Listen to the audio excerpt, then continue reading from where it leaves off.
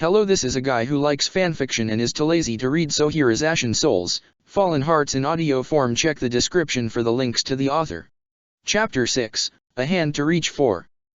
The Black Eagles wasted no time in going their separate ways as part of preparation for their mission. Juritsa, quiet as he was, seemed eager to get the jump on the enemy bandits, and that meant leaving as soon as possible to finish the fight before the brigands could cause any other problems. Everyone was out grabbing their weapons and vulneraries in preparation so they could leave when morning came the following day. It was a quick turnaround, sending the students out to eliminate the thieves before anything else could happen. With Costas out of the picture, the remaining bandits had two options. They could either mount one final attack, a last stand against the officers' academy, or shrivel away and let the students take them out with relative ease. Either way, the bandits were bound to be dangerous, and that meant everyone had to be ready. While the rest of the class was off preparing for the battle, Edelgard and Hubert remained in the Black Eagles classroom. They had closed the door to make sure nobody interrupted them, though that didn't stop them both from shooting glances at the door every once in a while just to make sure they were still alone. They couldn't have anyone overhearing this conversation, at least not until they had a solid plan of what to do next. "Well, what do you think?" Edelgard questioned. "I believe there is a very good chance it will work." "Perhaps, Lady Edelgard," Hubert hummed. "But is that chance not outweighed by the danger of matters going awry? We have managed to walk the knife's edge so far, but what you are suggesting is open hostility against our only allies at present. If they so much as catch wind of our intentions, things will go sideways very quickly, and all this time waiting will have been for nothing." "Regardless, this is our last opportunity to save her," Edelgard countered. "It's only possible because Juritsa was named professor, and for our class specifically on top of it all. So many coincidences gave us this opportunity, and I couldn't think of wasting it. Frankly, it's a miracle we even have the chance to think about this." Hubert let out a small snort, though he didn't seem satisfied with her words in the slightest. "I thought you once proclaimed to not believe in miracles, Lady Edelgard," he remarked offhandedly. "And I don't, at least not the kind one has to sit around and wait for," Edelgard clarified.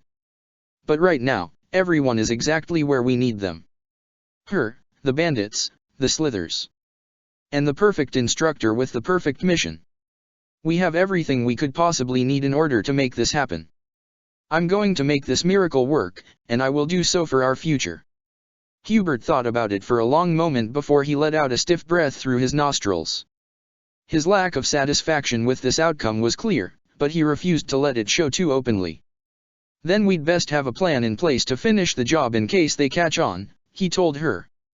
"I expected you to burn a few bridges, but this plan would be akin to setting half the countryside on fire.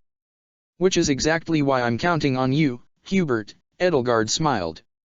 Her smile was much more honest now than it had been previously, and for a brief flicker of a moment, Hubert could see the exhaustion and worry hiding behind her eyes. This was a gamble, and if it fell through, they would be in a world of hurt and trouble. "And I'm grateful to have you by my side." Hubert bowed his head low. "Of course. That will never change." When morning arrived, Edelgard was quick to prepare herself for the day ahead. She tied her hair back with her small lilac ribbons and ensured that her uniform was as neat and pristine as it could possibly be. She was bound to end the day with a few wrinkles in her outfit as long as the bandits insisted on putting up a fight, but she would make it work. She had no other choice at this point. For a few moments, Edelgard stood in front of the mirror in her room, and she examined every piece of herself to make sure she was ready. She combed her gloved fingers through her hair, effortlessly eliminating a tangle before it could grow any worse. This was it. Today would be the day to decide everything for the rest of her life. She had to do this. She only had one chance, and she couldn't afford to waste it. There was no way of saying what would come after this mission, but she could figure that out later on.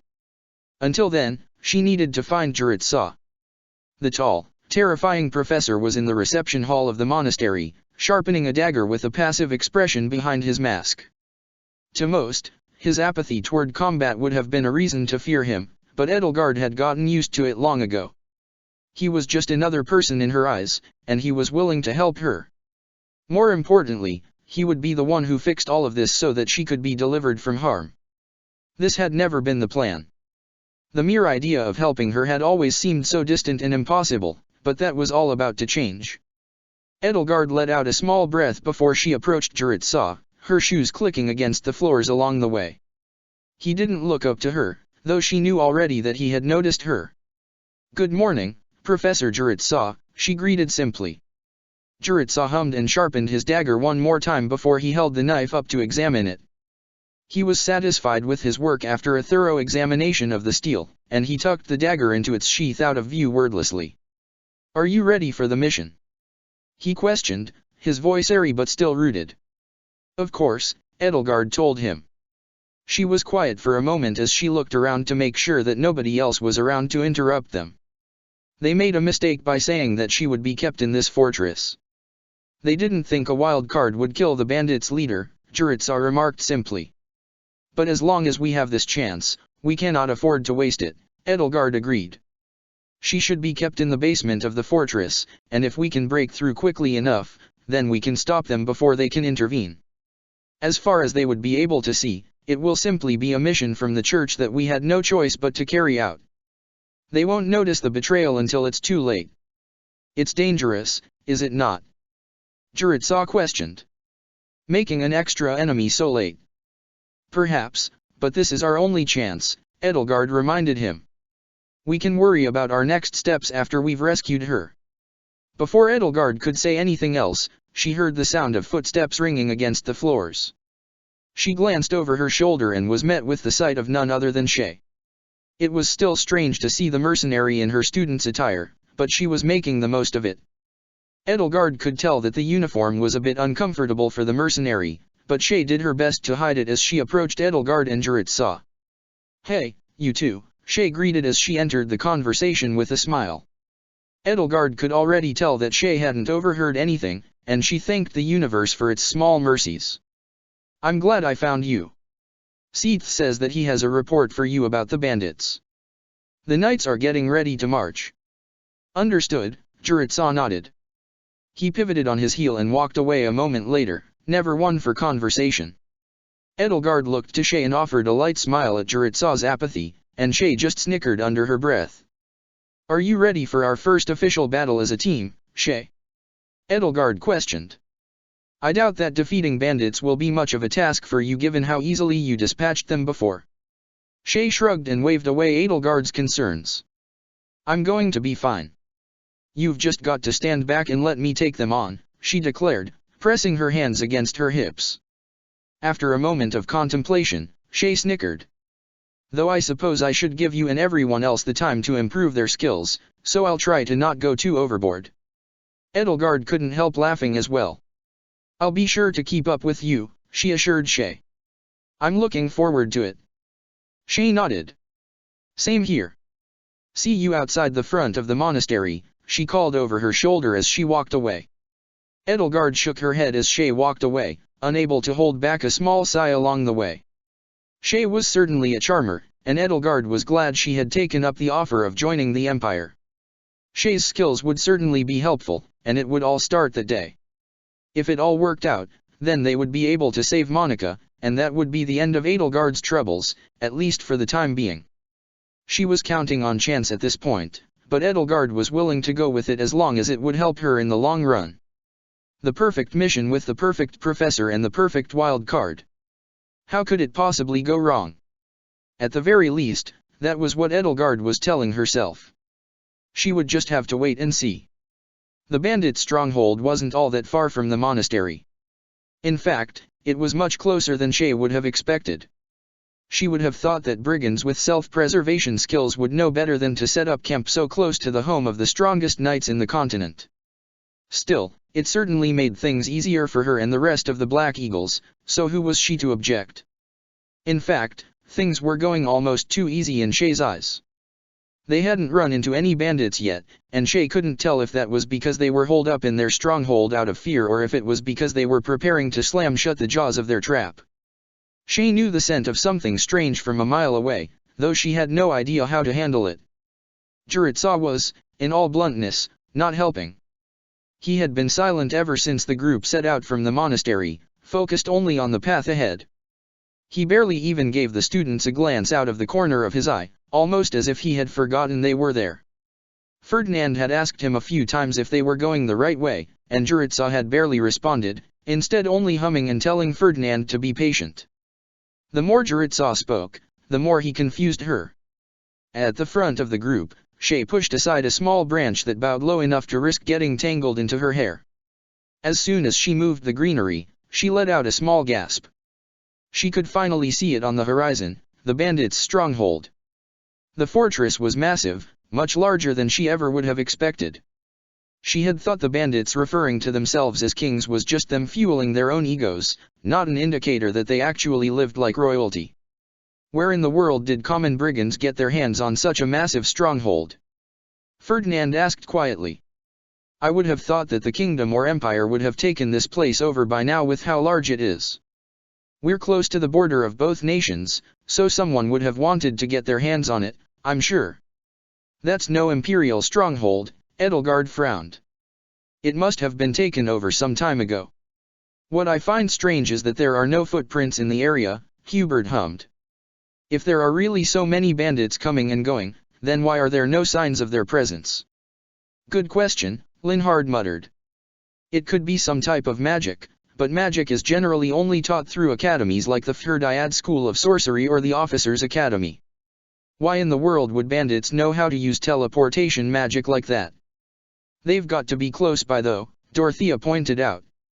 Warp magic still has a restricted range, and they couldn't have gone far. We should go in there as soon as possible and make sure they can't try anything else. I'm with Dorothea. Let's hit 'em hard and fast. Caspar proclaimed, completely shattering their previously quiet conversation. Bernadetta sent him a frantic shushing sound and resisted the urge to clap her hand over his mouth. Caspar just laughed sheepishly and fell silent as he looked at the broken grass beneath his feet. Enough talk. The bandits are inside, and they are waiting to be slaughtered. We go, Jurica said simply. His voice was just as airy as ever, and Shay couldn't help staring at him with a slackened jaw.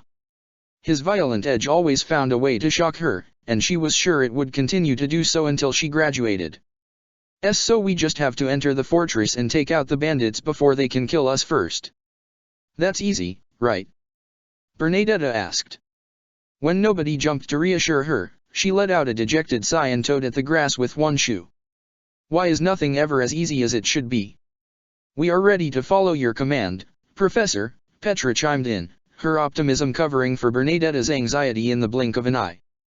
Jurica wasted no time in mounting his steed and starting off toward the fortress. The rest of the Black Eagles readied their weapons before chasing after him. Shay smiled and summoned her energy to create her sword of molten lava from thin air.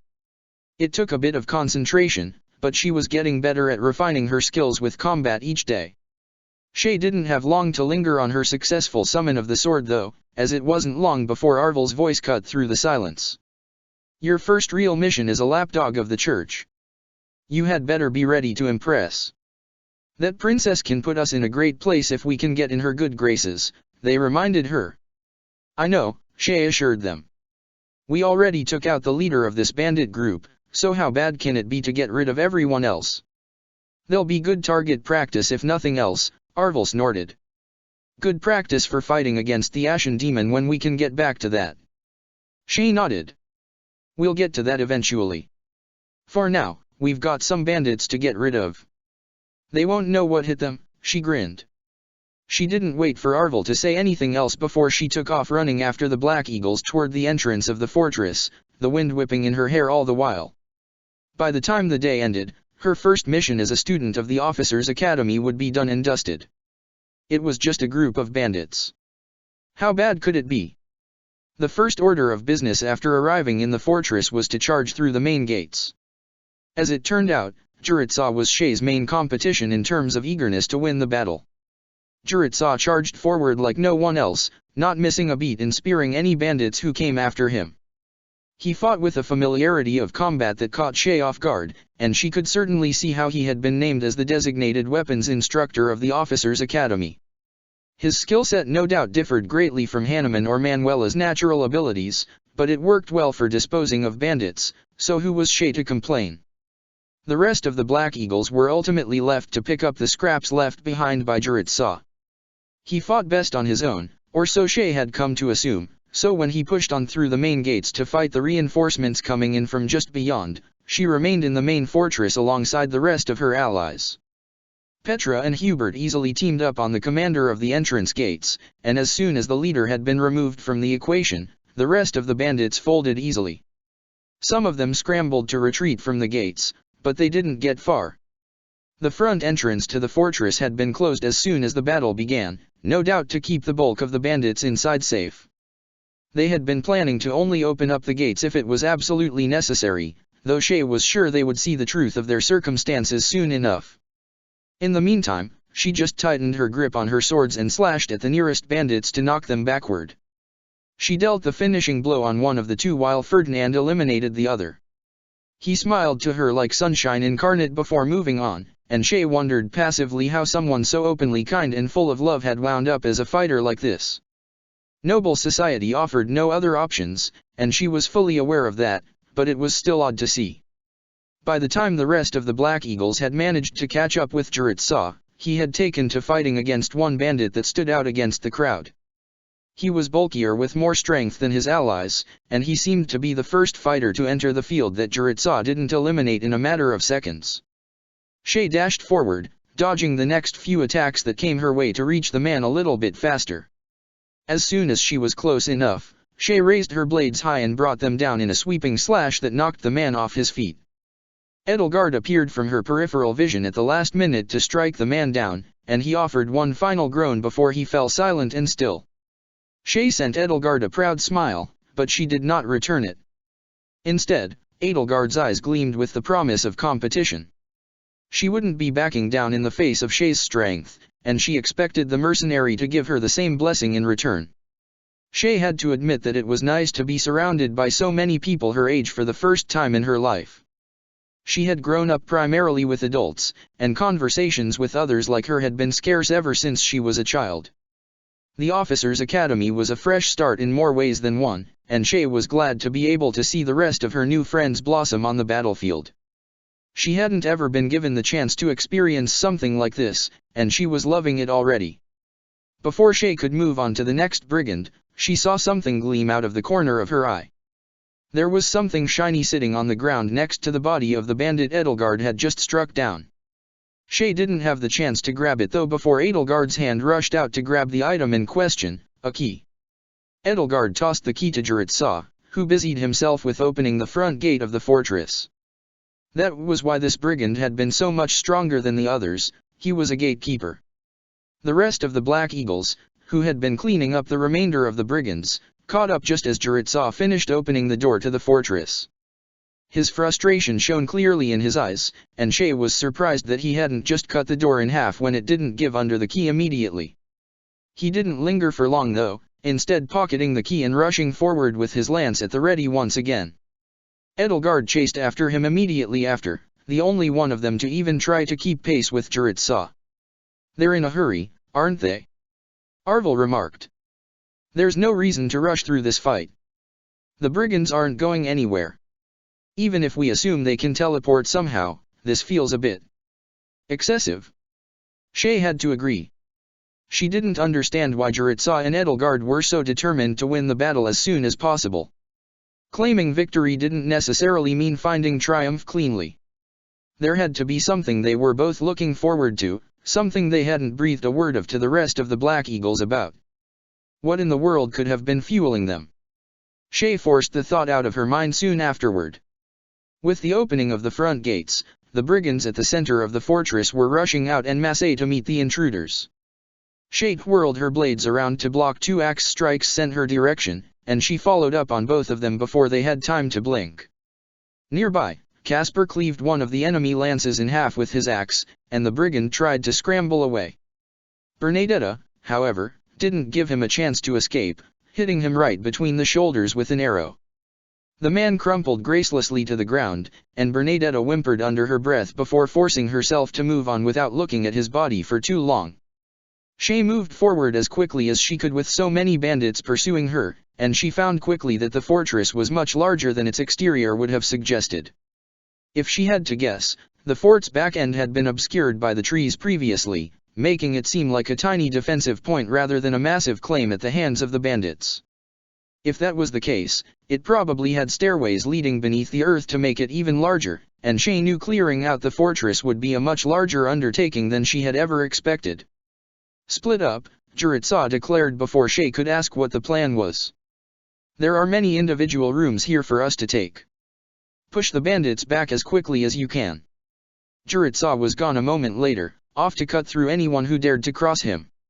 Shay glanced around and realized the Black Eagles closest to her, Bernadetta and Linhard, were watching her for instructions. Shay nodded to them both, noticing their uncertainty and refusing to mirror it on her face. "Let's go. We can head east," she told them. The two nodded with varying degrees of pitiful excuses for confidence before following Shay away from the entrance of the fortress interior. There were a lot more bandits inside the fort than appearances would suggest, Shay soon found, and she was forced on the defensive to make sure none of them broke through to Linhard or Bernadetta. For someone who despised blood so firmly, Linhard was a strong fighter, and Shay couldn't help but be impressed. There was probably a reason he fought with magic rather than a physical weapon, given that it was a little bit cleaner for his tastes. Shay was fine with it as long as she was able to keep him out of the line of fire. Since Shay was the best with melee combat out of the three, their forward advance primarily consisted of Shay slashing at any brigands that got too close while Linhard and Bernadetta picked them off. Linhard could take out a few enemies in a single hit with a blast of light magic, and Bernadetta hit hard enough with her arrows to take out the lingering foes in a single hit. The Black Eagles were an unassuming bunch, but they certainly knew how to handle themselves in a fight. Soon enough, they arrived in a room clearly meant to act as a defensive point. There were more bandits here than there had been out in the hallways, and Shay knew they had to be getting close to something. She couldn't quite say what though, especially in the middle of a fight, so she focused instead on striking down each opponent that dared to get too close to her. There was a bit more space to move around in this room than there had been in the hall, so Linhard and Bernadetta pulled away from her side to concentrate on their own aspects of the battle. The three pressed their backs together and worked on carving a path outward from the center of the room. Shay's gaze found the commander soon afterward, and she rushed forward to take him out with a single stab to the chest. As soon as she pried her blade free of his body, she let out a sigh, and the rest of the brigands scattered, desperate to escape the one who had defeated their leader so easily. Shay glanced around the room, her instincts continuing to scream at her that there was more to this room than met the eye. Arvel's voice echoed in her head. "There's a hallway there at the back. It leads deeper into the fortress. I'm willing to bet there's something hiding around here, and it has to be big," they told Shay. The mercenary nodded before turning to Bernadetta, who was knocking another arrow with desperate paranoia in her eyes. "Bernadetta, watch over this choke point for us," she declared. With that, she grabbed Linhard by the arm and started to drag him away, with the mage letting out a small gasp of shock before he forced himself to run after her so his shoulder wasn't dislocated from its socket. Bernadetta, on the other hand, let out a yelp of surprise. "Why, you can't just leave me here?" she cried out. Shay didn't get the chance to hear Bernadetta's other protests before she had already rounded the corner in hot pursuit of whatever truth was waiting for her a short distance ahead. She would be able to apologize to Bernadetta after the battle ended. In the meantime, there was something else that begged for her attention, and Shay wasn't going to refuse it. There was another stronghold at the back of the fortress, and Shay was met with Edelgard, Hubert, and Ferdinand when she arrived. That meant Caspar had gone with Petra and Dorothea to the west end of the fortress. They would have to rendezvous soon enough, so Shay tried to keep track of their positions in her head. Linhard, meanwhile, rubbed at his arm and glared at Shay for being so forceful with him. Before Shay could ask how the others were doing, she noticed just how distracted Edelgard was. When she looked past her house leader, Shay noticed there was a staircase leading down into the basement of the fort. She had been right when she assumed there was more to this place than met the eye then. Without missing a beat, Shay dashed forward, her blades at the ready. She heard Ferdinand call out for her to stop, but he didn't pursue her. Instead, only Edelgard and Jiritsa followed her down into the cellar. "This is what we were looking for." "I'm sure of it," Arvel said softly. "I just don't know what a bunch of brigands would be trying to keep in the basement beyond treasure. Whatever it is that they're hiding. It's more than just gold. Shay didn't get the chance to ask what they were referring to before they arrived at the bottom of the stairwell. It opened up into another stronghold that branched off into 3 cells and then a secret tunnel that led deeper into the earth. Shay looked at the tunnel and realized it had been sealed off, so she turned her attention to the cells instead. The first 2 were empty, but there was someone waiting in the third. It was a girl a few years younger than Shay, though the mercenary couldn't quite put a finger on her specific age. Her hair was a bright red color and tied into twin buns on either side of her head. Her hands were locked in chains behind her, and she slouched against the wall in exhaustion, keeping an eye on the battle but unable to bring herself to get too excited about the idea of liberation. She perked up when Edelgard took a few steps closer to the cell, and Shay could already tell the 2 of them were familiar with one another. "Lady Edelgard!" the red-headed girl exclaimed. She tried to pull at her chains, but her weakened arms failed her, and she didn't make much progress before she was dragged back to the wall again. Edelgard slashed at the lock on the door with her axe, and the steel gave way in an instant. Edelgard ran to busy herself with freeing the girl as Shay turned her attention to a brigand that had followed them into the stairway. She struck the man down easily, but she could tell something else was wrong. How in the world had the bandit wound up there if Hubert and Ferdinand were guarding the entrance to the hallway? Shay didn't need to ask the question in order to receive an answer. Before she knew it, the room was covered in dark magic, and she threw up one hand to try and block her face. When her fingers dropped again, she was met with the sight of countless mages, and all of a sudden, everything made sense. The brigands weren't the ones who knew the warping magic, they were working with others who were experienced with it. And if Shay had to guess, they were the real trouble and the dark secret behind this fortress. Chapter 7, Escape from Dire Straits. Shay glanced around at the mages warily, her grip on her swords growing tighter. The newcomers were all wearing pitch-black robes with beaked masks over their faces. Every inch of their bodies was hidden as if the shadows themselves had been pulled apart to ensure nobody saw the truth found beneath. The bandits must have been working with these people to maintain the fortress. If I had to guess, I would say these strange mages were the ones who gave them the fort in the first place, Arvel began. I don't know what the connection could be, but we don't have time to linger on it right now. We have to get that girl out of here. Monica, let's go, Edelgard instructed of the red-haired girl. Monica nodded and started to follow Edelgard toward the stairway, desperate to escape the mages before they could be cornered. Edelgard, meanwhile, looked past Monica to Linhard, who immediately caught on to what she was asking for. Linhard cast a small healing spell that washed over Monica a moment later, and she let out a heavy sigh of relief. A single healing spell wouldn't remove the damage that came with being kept as a hostage for so long, but it was at least a step in the right direction to help her recover her energy. While Edelgard, Monica, and Linhard ran toward the stairs to escape into the main part of the fortress, Shay smirked and closed her eyes, letting Arvel's power rush through her. A moment later, her hair had been dyed the same sunset pattern it had taken on when she first fought against the Ashen demon so long ago. Her swords gleamed brightly with the promise of a battle, and she felt Arvel smirk from within the back of her mind. While the others were getting Monica out of there, Shay would cover them from behind, and she was looking forward to show these mages what for. The first mage rushed toward Shay with darkness crackling across his fingertips, but she never gave him the chance to strike. She raised her blades high and slashed them outward, cutting the man down before he had the chance to lash out at her first. Afterward, she turned around and cut one blade horizontally. She twirled the other blade in her hand to change her grip to underhand before stabbing at another pair of mages that tried to come after her. They were students of magic, and as such, they hadn't done much to improve their physical defenses. That meant this was going to be a cakewalk for Shay. The mages weren't about to make this easy for her though, and a few of them took advantage of her being distracted to rush toward the stairway. She snarled and chased after them, cutting with her sword to clear a path. She wasn't going to be able to take out all of them and make sure the other members of the group got out in one piece, so she was going to have to create enough of a buffer between the mages and Monica so the others could get her closer to the exit. Shay glanced around from her place at the base of the staircase, and she noticed a small lever nearby that connected to the door mechanism of the dungeon. Struck with an idea, Shay dashed toward the lever and smacked it down with the hilt of her sword.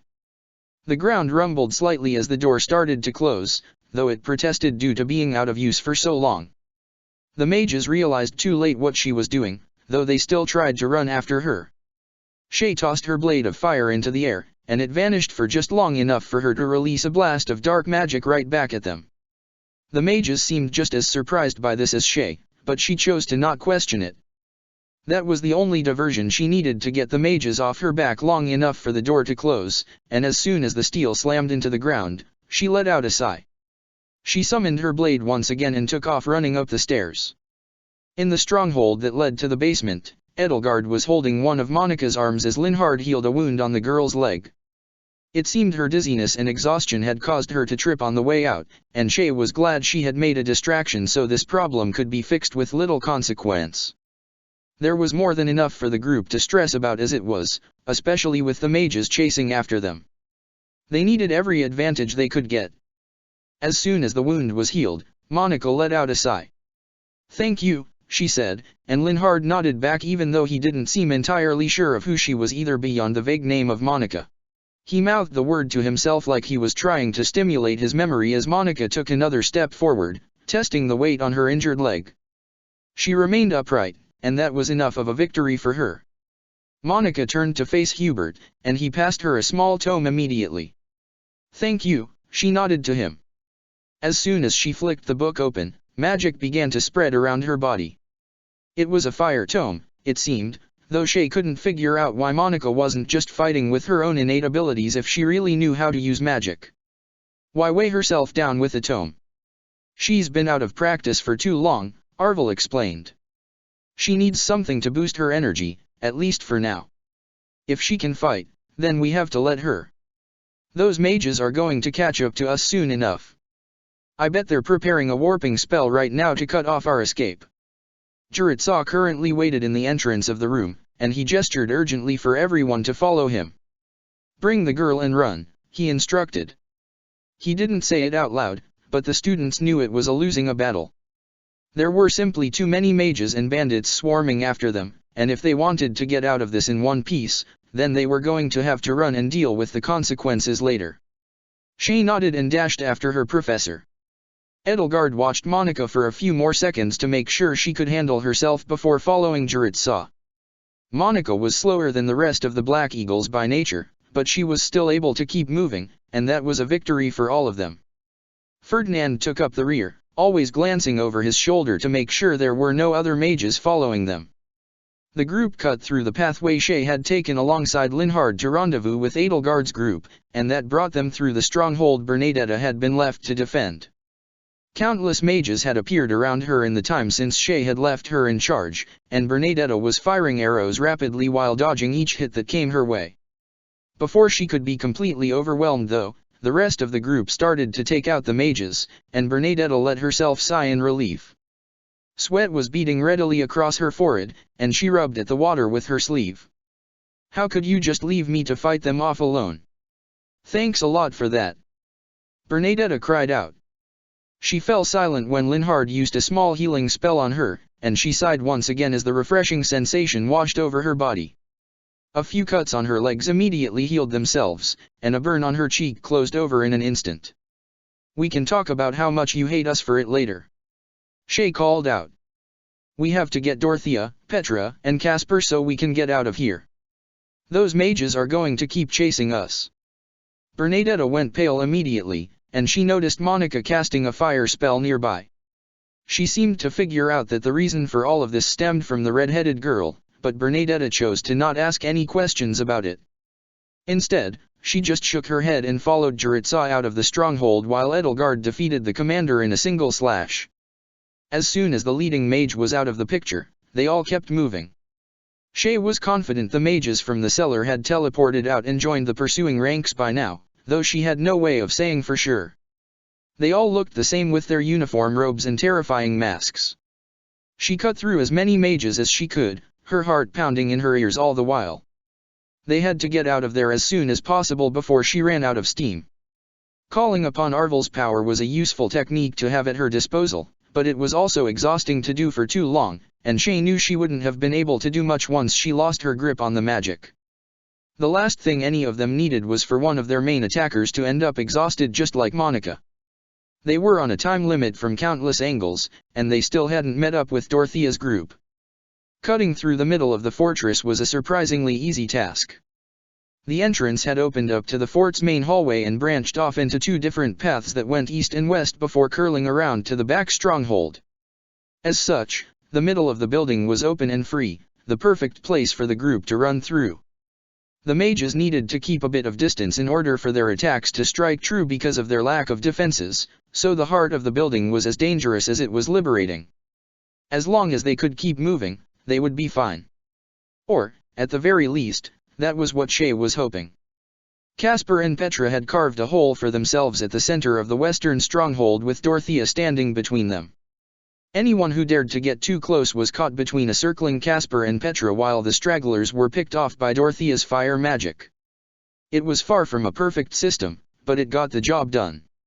All three of them bore cuts from the bandits and burns from the mages, but they fought on, their adrenaline taking control just long enough for salvation to come.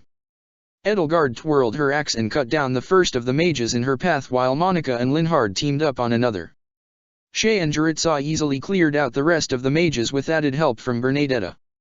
Ferdinand and Hubert turned around to face the mages that had pursued them, and Shay wondered briefly how they were supposed to get out of there if the mages had covered up their only escape route.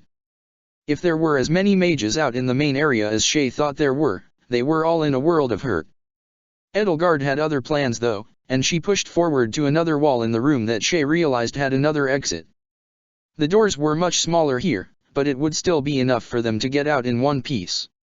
Linhard cast a quick healing spell on Caspar and Dorothea while Petra took a swift drink of a vulnerary, and with that, they were moving once again. Ferdinand and Hubert were slow in following after the group though, and Shay was about to call out for them to hurry it up when Hubert flicked a blast of dark magic at the ceiling. The rocks above the entrance to the stronghold crumbled on impact, sending debris collapsing onto the mages. It wouldn't be enough to stop all of them, but it would at least offer a minor delay while the group kept up their escape. Once the Black Eagles were back in the entryway of the fortress, Shay turned her attention to the exit. Unfortunately, another dart of movement caught her eye first, and she realized the lingering bandits were still trying to get away. They had decided to take advantage of the distraction brought by the arrival of the mages to run. If they got away, then the students would have to come back, and that wasn't something Shay wanted to chance. Petra, Bernadetta, Dorothea, come on, Shay called out over her shoulder. All three of them followed her instructions hastily, too drained and worried to argue. They had to move fast in order to catch up with the bandits, but Dorothea released a fire spell that caught the brigands off guard long enough for the quartet to strike. Shay and Petra sheared through the bandits' axes before they could register what was happening, and Dorothea and Bernadetta teamed up to defeat any other brigands left behind. In the blink of an eye, all of them were gone, and Shay sighed in relief before she started back toward the rest of the group. Dorothea let out one final fire spell to cover their escape before turning her attention toward the other Black Eagles. They had nearly gotten cornered by a cluster of mages blocking the exit, but with a bit of help from the other quartet, they were able to cut through their foes and then make a beeline through the exit. The midday sunshine was like heaven on Shay's skin, and she checked her surroundings to make sure none of the mages had followed them. Meanwhile, Edelgard tapped Linhard in Monica's shoulders, and the two understood her instructions immediately. They cast wind spells that slammed the doors of the fortress shut, and a moment later, Edelgard and Jaritza busied themselves with locking the steel. It was hardly a perfect system, but it would distract the mages for long enough for them to escape, at the very least. Or, at the very least, that was what should have happened. Another ensemble of mages warped into the center of the open stone ground just outside of the fortress, though they were clearly much stronger than the previous assailants had been. Their robes had tinges of silver around the hem, and their masks were much more elaborate to mask. Each of them ready to spell immediately, and Shay realized too late that they were meant to act as reinforcements. At the center of the chaos stood a single woman who didn't follow the same uniform of dark robes and silvery masks. Her hair was a bright orange color and cut close to her unnaturally pale face. Her tresses covered up one eye, and she wore a sleek black outfit that hugged her figure tightly. In her hand was a dangerous dark sword that shone obsidian in the sunlight. Her grip on the blade was underhand, and she sunk into a defensive stance immediately. So, the reports were correct, the woman commented, venom dripping off every word. "I don't know who you think you are, but you have no right to come in here and destroy our fortress." "I thought this fortress belonged to the Iron King's thieves," Casper shot back. "Just who the hell are you anyway? And why are all your mages trying to attack us?" The woman chuckled, though the laugh was far from being friendly. "You can call me Kronia," she answered. "But that's all you need to know. After all, you'll be dead before you have the chance to ask anything else." Kronia pointed one finger ahead, and the dark mages around her swarmed forward. The sky went black when the shadowy spells arced upwards and then slammed into the ground. Shay cut at each of the attacks that came close to her with the magic sizzling once it made contact with her flaming blade. The rest of the Black Eagles threw up their arms to try and wait out the onslaught, unable to destroy the attacks effectively. While the mages were distracted with a beat of perceived success, Shay pulled away from the rest of the party and curled around behind her assailants. She stabbed one mage in the back before raising her other blade high to bring it down on Kronia's neck. Kronia turned around just before Shay could hit her though, and their swords shrieked in protest as sparks flew in all directions around them. Kronia snarled and went to kick at Shay's legs, but the mercenary was gone before she had the chance, transforming into a streak of purple energy and reappearing a few feet away. As soon as she was back on her feet, Shay stared down at her hands, desperate to figure out how she had done that. She hadn't realized something like that was even possible, much less that it was part of her moveset. She was learning new things every day with Arvel at her side. Thanks to Shay's appearance behind them, the rest of the mages were distracted long enough to pull back on their assault against the Black Eagles.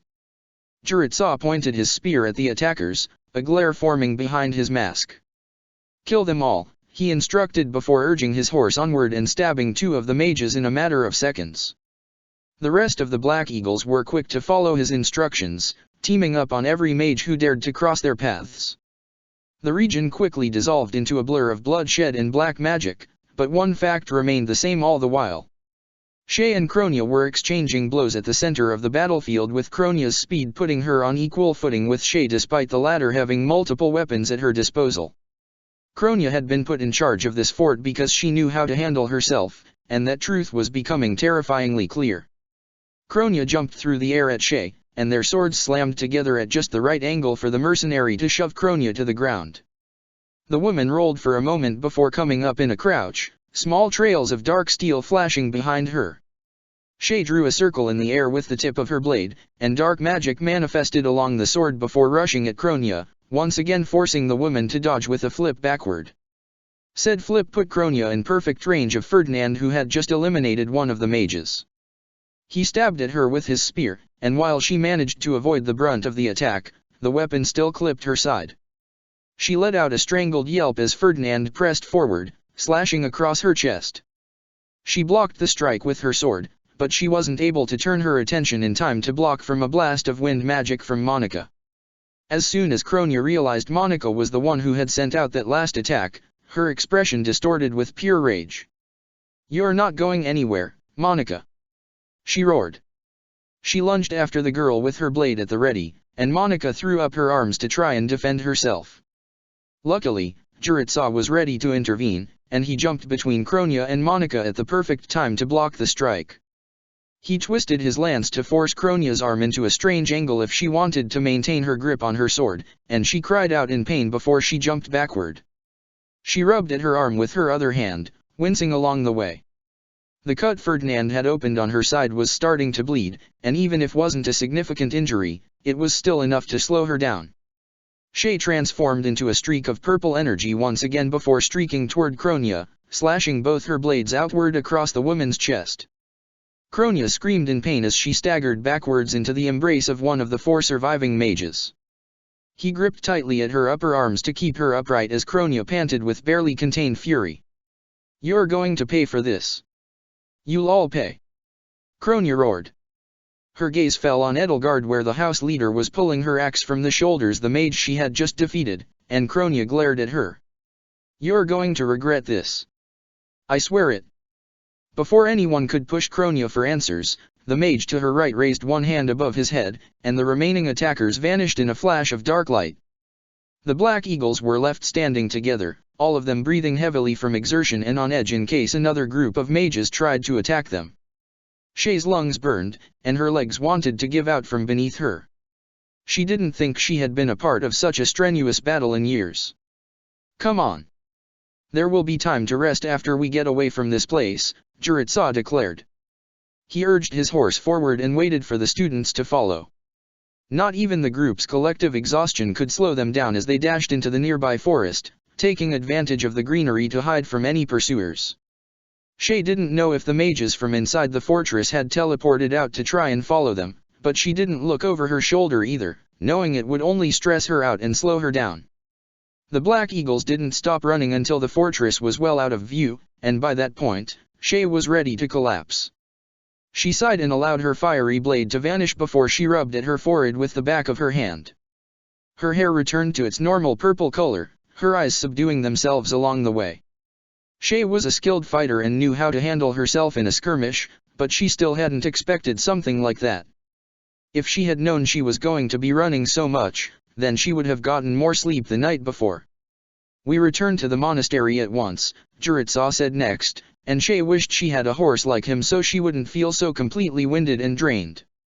Juritsa was the only one in their group who didn't seem to mind the way the battle had turned out, and Shay was confident it was because he was the only one who hadn't been forced to run all that way. She hadn't ever considered fighting on a horse before, but this fight had certainly given her reason to add that tool to her arsenal one of these days. A few more minutes passed by before the group was out of the trees, and Monica let out a sigh. She held up a hand to block the sunlight from her eyes, nearly falling over in the process. "I thought I would never see the sun again for as long as I lived," she admitted. She turned to the rest of the Black Eagles with a smile. "Thank you, everyone." "Your name is Monica, yes?" Dorothea asked. "I thought that was what I heard Edie saying before." Monica smiled and bowed her head deeply. "I'm Monica von Oaks," she replied. "I was part of the Black Eagles class last year, but she went missing just before graduation," Ferdinand finished. "How in the world did you end up in such an awful place, Monica?" The redhead faltered before wincing. "I had to visit my home territory shortly before graduation last year, and along the way, I was cornered by those mages you saw in the fortress," she explained. "Everything went a bit fuzzy after that, but when I next came to, I was their hostage." "And you've been in that fortress ever since," Shay concluded with a small nod. "I'm sorry you were stuck there for so long. I can only imagine how awful it must have been." "You can say that again," Monica agreed. She took another step forward only for her ankle to land on a rock, sending her stumbling sideways. Edelgard was there to catch her though, and Monica smiled up at the girl, her ears turning almost as red as her hair. "Thank you, Your Highness. I don't know where I would be without you." The love in her eyes was overwhelming, and Shay heard Arvel choke out a mock gagging noise from the back of her head. She resisted the urge to roll her eyes at their dramatics. "I see you haven't changed a bit," Edelgard smiled. "I appreciate the enthusiasm, though perhaps you should try to hold it back until we've given Professor Manuela the chance to look over your injuries." Monica nodded. "Ah, yes. I suppose you're right," she agreed. She glanced around at the Black Eagles quietly, almost like she was trying to figure out some secret none of them were aware of. Shay tried to put together just what Monica was looking for, but she came up short no matter what she did. She would just have to push the subject another time, she supposed. "It'll be strange for you to return to the monastery after all this time, Hubert commented. "Seeing as you should have graduated by now, I suppose one could say you're part of the old guard." Monica snorted and sent a half-hearted glare in Hubert's direction. "As if you can call anyone old." "You've got 2 years on me," she muttered crossly. Hubert didn't rise to the bait, instead just chuckling to himself. Monica rolled her eyes, and Shay could only assume the two of them had some sort of history. Monica had probably been acquainted with Edelgard and Hubert in the past given the way she had acted earlier, though Shay still couldn't parse through the details. "Probably because they're all nobles," Arvel chimed in. "Oaks is the name of a territory in the Empire." Monica was probably born and raised as a noble and met the two of them along the way. Ferdinand seemed to know who she was too. "If I had to wager a guess, I would say she met most of the noble members of our class because of her position in society. Shay nodded her agreement. It certainly made sense, especially since Monica had referred to Oaks as her home territory, and something told Shay that was more literal in terms of ownership than just a figure of speech. Still, that left more questions than answers, and Shay couldn't quite figure out where this was supposed to go. Monica had been on her way home for a visit when she was suddenly abducted by the mages that had taken over the fortress. The mages had been collaborating with the bandits for some reason. Why in the world would powerful mages be working with a bunch of common brigands? It didn't make any sense. There's something off about those mages, Arvel agreed. I don't know what it is, but it feels familiar somehow. That Kronia woman was familiar too.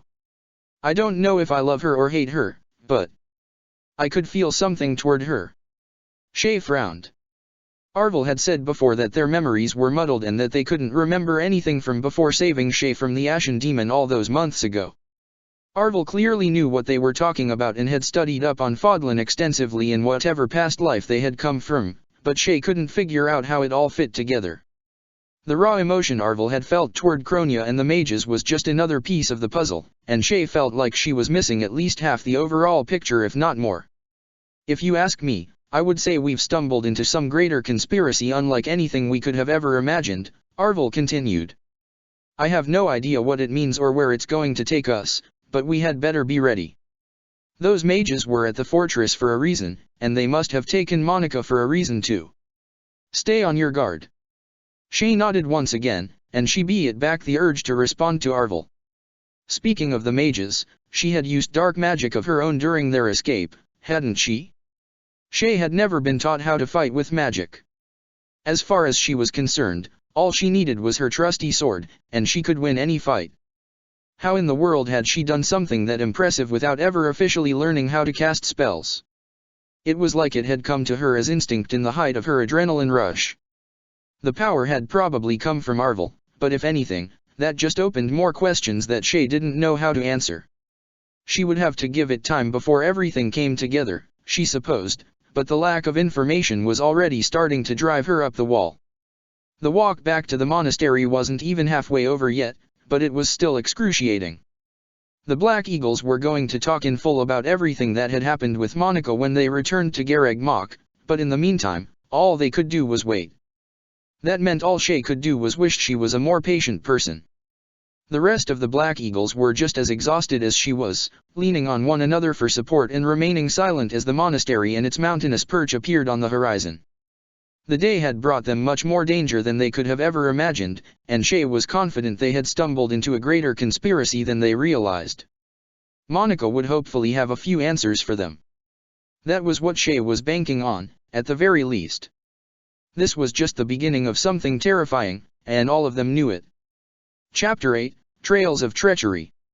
As soon as the Black Eagles got back to the monastery, Juritsa escorted them back to their classroom quietly but hurriedly. There was something else on his mind, Shay was sure, some reason they weren't taking this straight to Seath as soon as they arrived, but she couldn't quite figure out what was going on. Juritsa was just too unreadable between that mask of his and his general apathy towards the rest of the world. Monica seemed glad for the privacy though, and she couldn't seem to stop glancing over her shoulder like she feared someone was following her.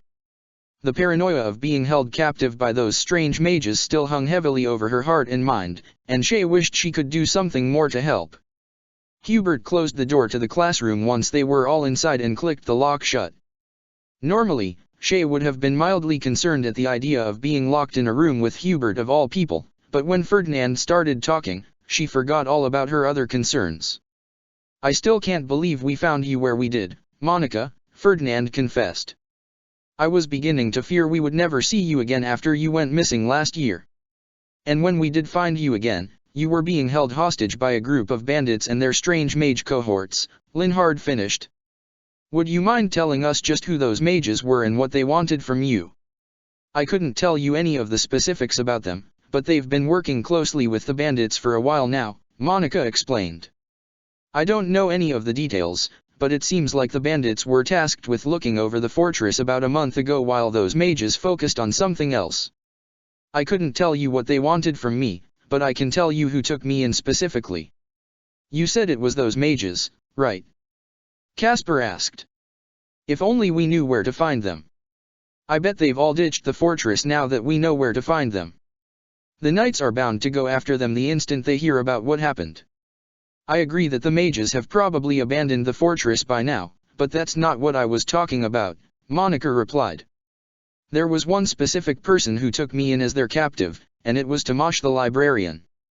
The room went silent, and Bernadetta's hands began to shake from where they were clasped tightly over her chest. What? She yelped. The librarian was the one who took you. I don't understand. Why in the world would Tomasz of all people want to attack you? Linhard inquired. He's been working at the monastery longer than any of us have been alive. Besides, didn't you say you were taken from Oak's territory? Why would he have been there? I'm not entirely sure, but he followed me back home when my father summoned me for an important meeting. He confronted me in what I can only assume is his true form, Monica explained. Pale skin, dark clothing. He looked just like that Kronia woman from back at the fortress. The way he carried himself was undeniably like Tomasz, and his voice was the same too. Surely you are mistaken, Petra interjected. The librarian would have little reason to do you harm. If the man who attacked you did not look like him, then how can you be so confident he is the culprit? I never forget anything about a person, Monica assured her. My memory has been proven perfect countless times throughout my life, and his voice and posture matched Tomasz perfectly. He may not have looked like Tomasz at a first glance, but he certainly sounded like it. What do you mean when you say Tomasz was in his true form? Dorothea asked, her voice wavering slightly.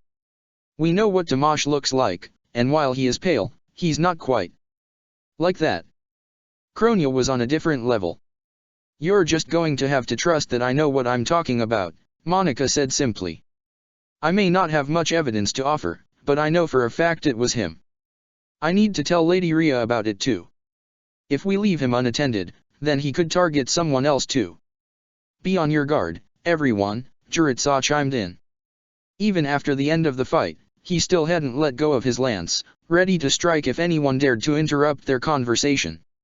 If Tomasz is in league with Kronia, then he is dangerous and needs to be treated as such. The other students are going to need to hear about this too, Shay declared. They have to know to not trust him if he's really that dangerous. Do you know where the other two classes are right now? The Blue Lions were sent to ease tensions in a kingdom village while the Golden Deer went to clear out a group of flying monsters, Hubert replied from his place by the door. I have no doubt they will be returning soon, and I'm confident they'll have their own opinions about this escapade for better or worse. For now, I think we should tell Lady Rhea about what we know, Ferdinand announced. Monica is right. She needs to speak with Lady Rhea as soon as possible, and we need to give them that chance.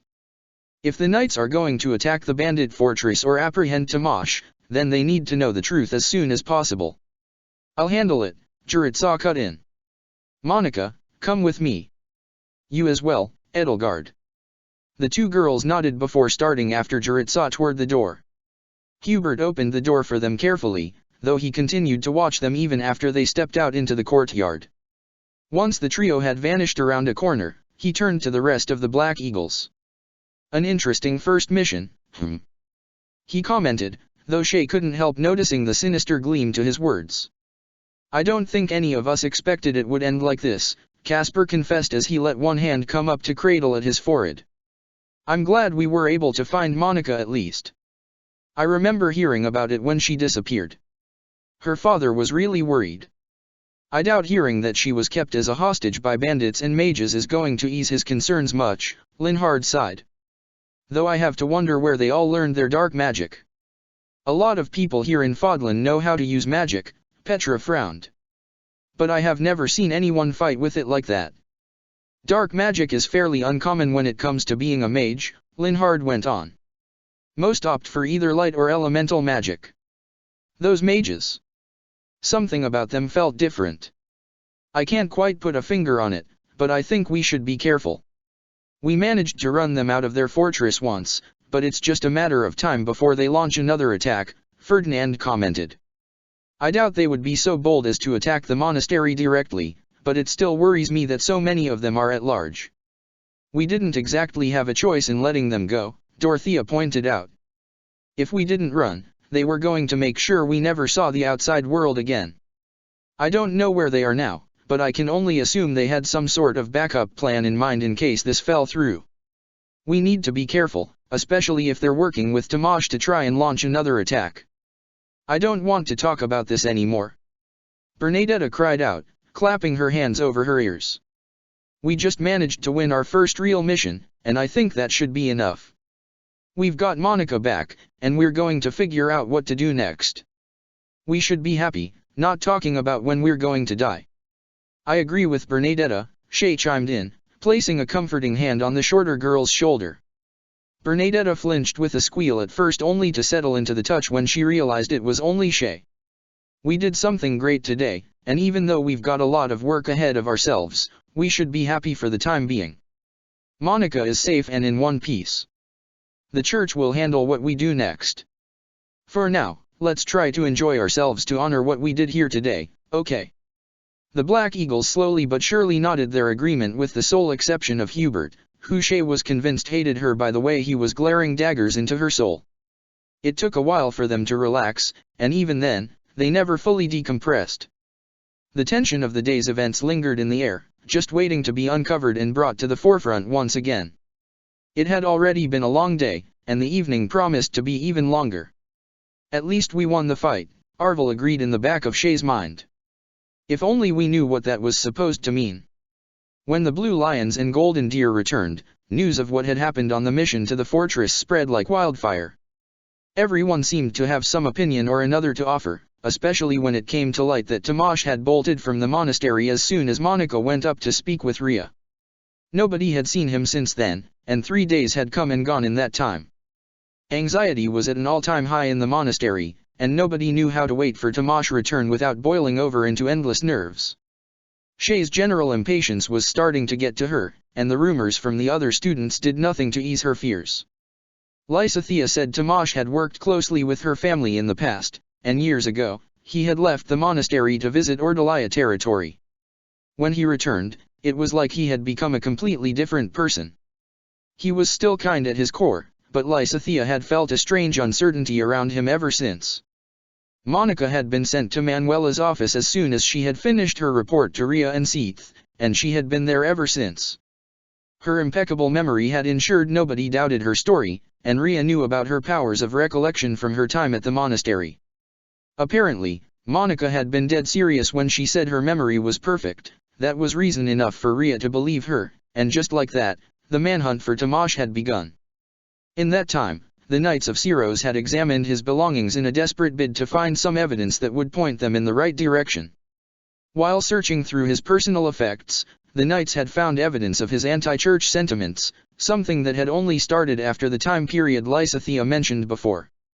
Once again, the thought of it made Shay think there was a lot more to this picture than she realized, but as long as she was missing so many pieces, she couldn't figure out what it was she was meant to be searching for. On the morning of the 4th day, Monica was given the all-clear to leave the infirmary, and she slowly but surely started to get back on her feet after her time as a hostage.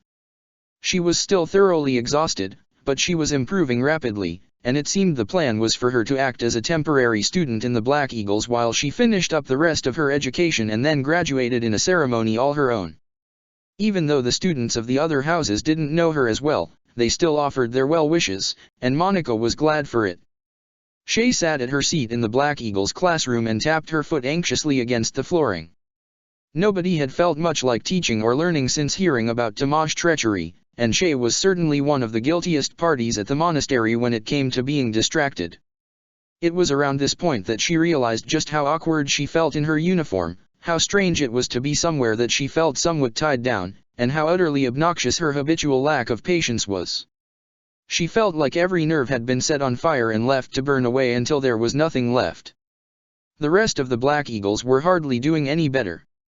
Bernadetta was trying to make it seem like she was coping by reading a book, but when it took her nearly 5 minutes to turn each page, Shay figured out easily that she was just playing a part. Shay was confident she had seen Ferdinand and Petra sharpen and polish their lance and sword respectively at least 4 times each, and that said nothing of how Caspar kept swinging around a wooden axe just to keep himself distracted. They were all tense and worried, and the longer Tomasz was gone, the worse they felt. Linhard was having trouble falling asleep because of the persistent anxiety around him, an irritation he had voiced half a dozen times each day. He cradled his head in one hand as he stared drowsily at the desk before him, even though they all knew he wasn't actually going to sleep. He was just as bothered by this turn of events as the rest of them, and no amount of falsified apathy would change that. "Any updates?" Linhard asked instead of sleeping. He let out a yawn, forming tears at the corners of his eyes that he swiftly rubbed away with the back of his hand. "Not yet," Edelgard replied. "Professor Jaritsa told me the Knights of Syros are waiting for Tomasz to return so he can be apprehended as quietly as possible, but he hasn't come back since fleeing the monastery after Monika's return. He likely thinks death awaits him when he comes back," Hubert hummed. "But we need him alive. After all, how else are we meant to uncover the names of his associates? How can Hubert make something like apprehending a kidnapper sound sinister?" Arvel muttered, and Shay just shrugged. Nobody was looking in her direction, so no one had reason to ask what the motion was about. "I'm just glad they believed me," Monika sighed. She had said that a lot over the last few days. Even after her escape, the fear of her kidnappers remaining at large still remained, and she couldn't fight it off no matter how hard she tried. "I still can't believe this is real," Ferdinand whispered for what felt like the 15th time at least since this had all started. Tomasz was an ally of the church for so many years. Every resident of Garagmach admired him and his loyalty to the goddess. Why would he change so suddenly? "Lysathea seems to think it has something to do with him going on a trip to Ordalia territory," Casper chimed in. "I just don't know what that's supposed to mean when it comes to all this. I mean, going to a specific territory shouldn't make someone decide they want to destroy the church. Do you believe Tomasz was the one who sent the bandits after us at the camp?" Petra questioned as she cupped one hand near her cheek. The mages Tomasz was working with were sharing a fortress with the brigands. It is possible they were working together.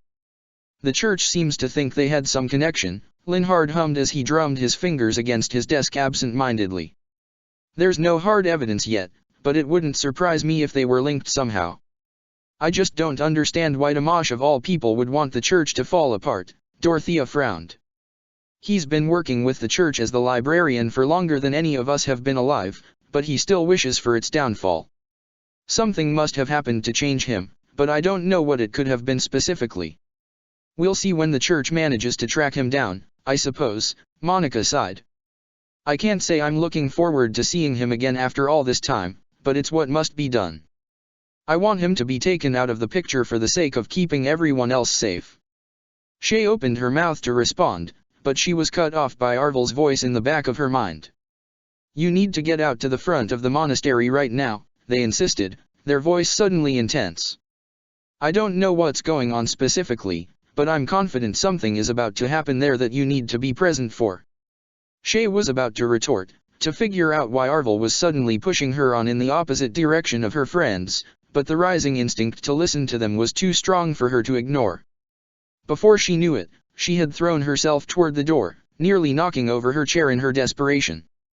Shay could have sworn she heard Edelgard call her name as she left, but she didn't bother with asking any questions about it. She had to get out of there, and that meant not wasting a moment in talking with the Black Eagles. Tomasz was there. Shay wasn't entirely sure how she knew it, but she was confident he had just arrived.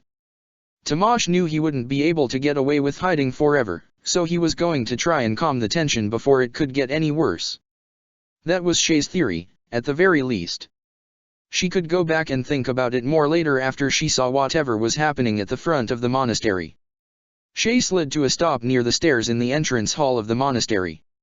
She threw one hand out to the nearby pillar to steady herself, barely noticing how her chest was heaving with sudden, desperate breaths. She instead focused on the way the Knights of Syros had formed a wide circle around the doors to the monastery, with a few of them ready to close the doors after an old man hobbled through the entrance. He was walking with a cane, but Shay could sense untold magical power from the wood. It was no mere walking stick, though she wasn't entirely sure how she knew that. "Tomasz," one of the Knights of Syros declared as she took a step toward him. "Lady Rhea wants to speak with you. I suggest you accept." She had one hand on her weapon, a simple sword, and the other extended toward Tamash. It was her waiting for him to surrender, and the instant he did, she would have him restrained. The other Knights of Syros closed in carefully, unsure of what Tamash was going to do next. "That man down there?" Arvel murmured, though Shay's mouth was too slack for her to come up with a continuation to Arvel's words. She was too focused on the situation at hand to do much more than just notice that Arvel had spoken at all, as a matter of fact. For a long while, Tamash just looked around, his eyes set and worried at the sudden defensiveness of the knights. When he realized there was no way out, he let out a small laugh, his lips curving upwards in a smirk. "I see where we stand then," he remarked offhandedly. Before anyone had the chance to ask what he was talking about, Tamash banged his staff against the ground, creating swirls of purple energy that extended outward to the Knights of Syros. The knights were all knocked off their feet and onto their backs, and Shay threw up her arms to make sure she remained upright. She was the only one who had managed to escape the full force of Tamash's attack, no doubt thanks to how far she was from him. As the Knights of Syros cried out in shock at the sudden display of magic, the purple energy began to condense itself around Tamash's body. In the blink of an eye and a flash of black light, Tamash's body reformed itself, twisting around in the darkness to show something new. Shay blinked a few times to refocus her gaze, her heart pounding in her chest all the while. The man left behind by Tamash's dark magic was hardly Tamash at all. Something in the back of Shay's mind told her his name was Solon, though she had no idea how she was so sure of it. She chose to not ask any questions about it, instead too caught up in staring at his strange features to give her inquiries a second thought. His skin was deathly pale just like Kronya's had been, but instead of her bright orange hair, his was a weathered gray. His robes were dark to match the mages Kronya had fought alongside, with traces of deep red and purple scattered through the blackness. His cane had warped itself into a dark staff, no doubt the source of the magical explosion from a few seconds prior. "Such hubris," Solon muttered under his breath. The Knights of Syros around him all staggered to their feet and went to apprehend him, but he simply shook his head and hit his staff against the floor once more. "You will pay for this." Those words were the last any of the knights heard of him. Purple light flared up around Solon's feet, and when the glow faded, he was gone. Shay's heart screamed in her ears, and as the knights began to scramble to search for the vanished criminal, all she could do was stare. Her grip on the column had gone deathly tight, and had her hands not been gloved, she would have seen that her knuckles were almost as pale as Solon's skin had been. All she could think of was how his magic had looked like hers. She didn't know where her powers came from, at least not on a specific level, but she was confident they had the source of their magic in common. He had changed his appearance so effortlessly too, and even if it was much more dramatic than Shay's simple dye of her hair and change of her eyes' color, it seemed to work similarly. He knew how to use dark magic the same way Shay did too, and while others could have passed that off as a coincidence, she knew better than to shrug it off so easily. Of course she couldn't just ignore it. There was a lot more going on here than she had initially thought, and this was just the beginning. She could feel it. The knights continued to scramble in a desperate bid to find Solon, but Shay knew just as well as they did that they weren't going to come up successful. He was as good as gone, and this was how the encounter was destined to end from the beginning. He had known it was coming, and now, he was on the run. All of a sudden, the saga of fighting off bandits in the fortress felt like an even bigger deal than it was, and Shay was sure the world was going to cave in around her. The news of Tamash's escape spread quickly, with just about every student and knight having a different version of the story. Classes had been cancelled for the rest of the day while the knights tried to figure out where he had gone. It was a fruitless effort, and just about everybody seemed willing to admit it aside from those leading the search. Shay knew better than to get involved though, so she had gone back to her room and started to pace the length of it. "That was certainly an unexpected end to the Tamash saga," Arvel remarked as Shay started to wear a groove in the floor. "He shapeshifted and escaped so easily." "Shapeshifting?" Shay murmured to herself. That was what Tamash had done when he became Solon. How in the world did Shay even know his name? She had never met him before as Tamash, much less as Solon, but it all came to make so much sense the instant she saw his face. She knew him from somewhere, but she couldn't put a finger on where. She was confident she would have remembered something like that, and yet, it was out of her reach. "Yes, exactly. That's what I said," Arvel nodded. Also, I know what you want to say next, his powers are just like the ones you gave me. Shay sighed. His powers are just like the ones you gave me, she repeated. But I can't figure out why. Are you in league with him somehow? Do you know where he gained those abilities? Do they come from the same place yours do? Arvel thought about it for a moment before shaking their head. Shay sat down on her bed, her feet starting to burn from her anxiety. She swept her eyes closed so she ended up in the empty void Arvel called their home. Rocks floated all around them, and Arvel continued to levitate before Shay, just barely high enough to be taller than her. If I am in league with him, no one has informed me, they replied. My memories from before I met you are too distorted for me to figure out if I'm meant to have some kind of connection to him. All I have is you, my partner in destiny. You saw the same thing I did though, Shay frowned. We're not the only ones with that power, and the others are going to figure it out soon enough. Even if we were the only student there when it happened, that doesn't change the fact that rumors are already starting to fly around. It's just a matter of time before somebody asks about it, and I don't know what I'm supposed to say. You can just be honest, you know, Arvel pointed out like it was the most obvious thing in the world.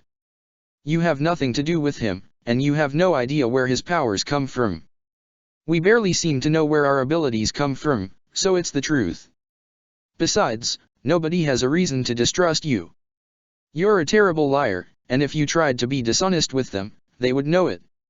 Shay couldn't tell if she was supposed to take that as a compliment or not, so she let one hand come up to pinch at the bridge of her nose. I've never had a reason to lie, so I never bothered to learn, she told Arvel bluntly. But I guess that's helpful right now.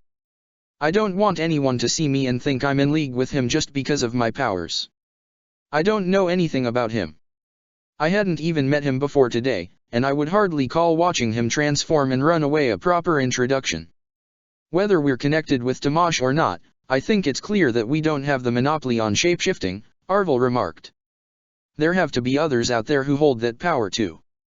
For all we know, it could be something that Kronia woman can do too. You said she felt familiar to you, right? Shay asked. When we first saw her, I know you felt something. Since we share a body, you can't really hide it from me. It's true. I felt something when I first laid eyes on her, but I couldn't tell you what it was, Arvel confessed. Maybe it was positive, maybe it was negative. What I can say is that it was some raw emotion I'm not used to. It felt a bit different from how you feel about the Ashen demon, Shay commented. Arvel opened their mouth to retort, but Shay held up a hand to stop them. Don't start with me about this. You want to go after them just as much as I do, and I know there's a reason for it. You feel some raw emotion toward her too even if you can't quite put a finger on it. I'm trying to align myself with your goals, Arvel corrected. And at the end of the day, you still pursue the Ashen demon, so I do as well.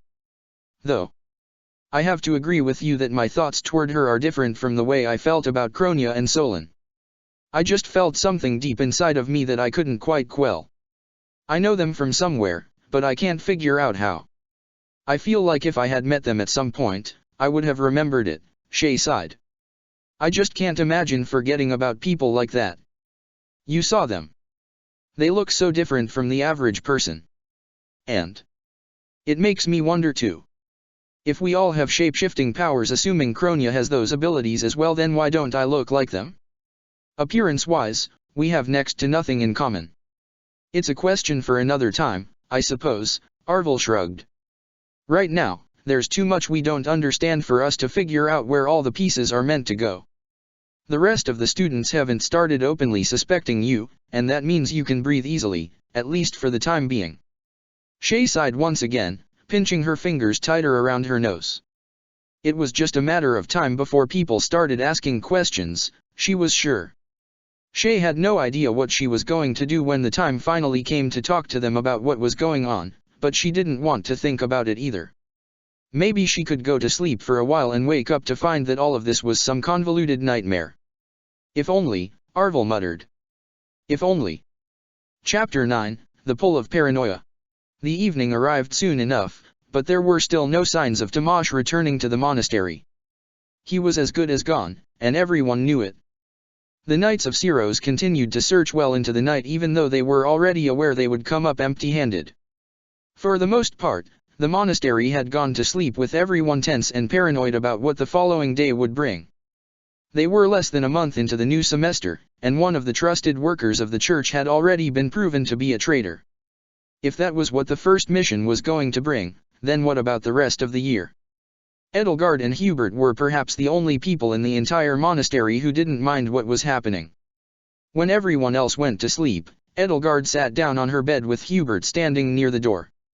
They had arranged this meeting earlier in the day when no one else was paying attention, and now, it was going to be the perfect next step for their mission. Things went perfectly with Monica and Tomasz, Edelgard smiled to herself. She hadn't anticipated Monica being able to expose a member of the church as being among her enemies so easily, but she was glad for it. Not for the first time and certainly not for the last, Edelgard was glad to have Monica's memory on her side. She doubted they would have been able to expose Tomasz without it. Thanks in part to Juritsá playing his part so ably. And equally to those arrogant fools for letting their guards down, Hubert muttered under his breath. It wasn't like their enemies to allow themselves to be caught off guard so easily, but who was Edelgard to object? Without their foolishness, she never would have been able to win this fight as the first step to claiming triumph in the greater war. I doubt we can expect to see such fortune next time, Edelgard hummed to herself. Hubert's expression went sour immediately. Next time? He echoed. The moment has come to take matters into our own hands at the imperial capital. This is our chance to finally be rid of them, Edelgard clarified. They've been a plague on us for long enough, and we can finally end it. We aren't ready, Hubert countered. We'll need an entire army to keep them in check, and if you will recall, they were the ones supplying us with that army. I doubt they would respond favorably to us asking for troops to plan their downfall. We have another army at our disposal as well, Edelgard smiled. The Church of Syros. Hubert stared at her like he had never heard something so ridiculous. Forgive my impertinence, but that is not what we had planned. If we take this release our blade too soon, then it could easily stab us in the back. This plan is ill-advised, and it would eliminate all of our backing for the fight to come. We would have no ground to stand on as soon as our current foes are eliminated. We devised countermeasures to deal with our other foes as well, Edelgard reminded him. If we must put our plans into effect sooner than anticipated, then so be it. For now, we have a chance to get rid of the greatest thorns in our side. This opportunity won't come again. We have the church at our backs for the first and only time, and they want to get rid of the slithers just as much as we do. We can use that to our advantage before the chance slips away. Hubert remained silent for a few heavy seconds before he locked gazes with his liege. Are you absolutely certain this is the path you wish to follow? He asked carefully, each word heavier than the last. I am anything but certain, Edelgard confessed. However, this has created an opportunity we cannot ignore. The bandit attack, rescuing Monica, Juritsá as our professor, the exposure of the slithers. It all came together too perfectly for us to let it go. This is the only chance we'll get, and we must grasp it while we can. Hubert still looked uncertain, so Edelgard stood, closing the distance between them and putting a hand on his shoulder. Plans can be rewritten, and this is our only chance to change course before we're too far gone. Either we're doing this or we're not. Will we wait for a miracle? Or will we make one for ourselves? Hubert nodded firmly. I am with you as ever, Lady Edelgard. Let us walk forward on this path and see where it takes us. Edelgard smiled as she cast a glance at the darkness outside her window. I'm sure it will take us somewhere special. The following morning, Edelgard woke early. She had been too restless to sleep much, but she did everything in her power to hide it as she walked to the audience chamber of the monastery. She had to speak with Ria as soon as possible, especially if she was going to make this plan of hers a reality. It wouldn't be easy to change all that she had spent so long building toward, but Edelgard was determined to see it through. The universe had presented her with a chance she couldn't turn down, and she was determined to see this path through to the bitter end. The next step of this path involved gaining the support of the church, and Edelgard knew what she had to do in order to find it. Ria was an intense woman in every sense of the word, contrary to what her appearance would suggest. She had a strong sense of what she found to be right and wrong, and the mages that had shown themselves at the bandit fortress fell confidently in the latter category. Beyond that, Rhea wanted to ensure nothing like the Dimash incident happened again, and Edelgard could be her saving grace. Rhea just didn't know it yet. The doors opened slowly as knights on either side of the entrance to the audience chamber pulled on the knobs. Edelgard nodded to them both, noticing passively just how exhausted they looked. The search for Dimash had, expectedly, not gone well, and everyone was feeling the weight of it. Edelgard refused to let her unease show on her face as the doors closed behind her though, and she fell into a deep bow. Hubert stepped into place behind her to match where Seath stood just behind Rhea. Everyone involved knew where they stood, or at the very least, they thought they did. "I apologize for bringing this to you on such short notice, Archbishop," Edelgard began personably. She had to make a good impression if this was to end in her favor, and right now, that meant playing nice with one of the women she despised most. At least she was a good actress. "Not at all, Edelgard," Rhea assured her with a smile too soft to be real. "What is it you need from me?" "I would like to return to Inver at once," Edelgard replied, and Seath's eyes went ever so slightly wider in his surprise. "We believe one of Dimash co-conspirators may have infiltrated the capital." Rhea's eyes went wide. "Are you sure of this?" Hubert nodded. "Dimash tended the library at Gareg Mach for many years with nary a blemish on his record. He left the employ of the church for a few years, and when he returned, it was almost as if he was a completely different person. Soon afterward, he drops his disguise and reveals himself to be a vile sorcerer of terrible ability. Someone else in Inver fits that pattern, and we wish to dispose of him as soon as possible." "And who might that be?"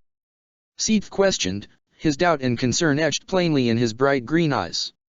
"My uncle and regent of the empire, Vokhard von Arundel," Edelgard replied, and both Rhea and Seath's eyes went dark and wide. His lordship briefly defected from the empire before reappearing several years later. But he returned a changed man and began seizing power through force almost immediately, easily casting the emperor himself to the side in favor of his own rule, Hubert went on.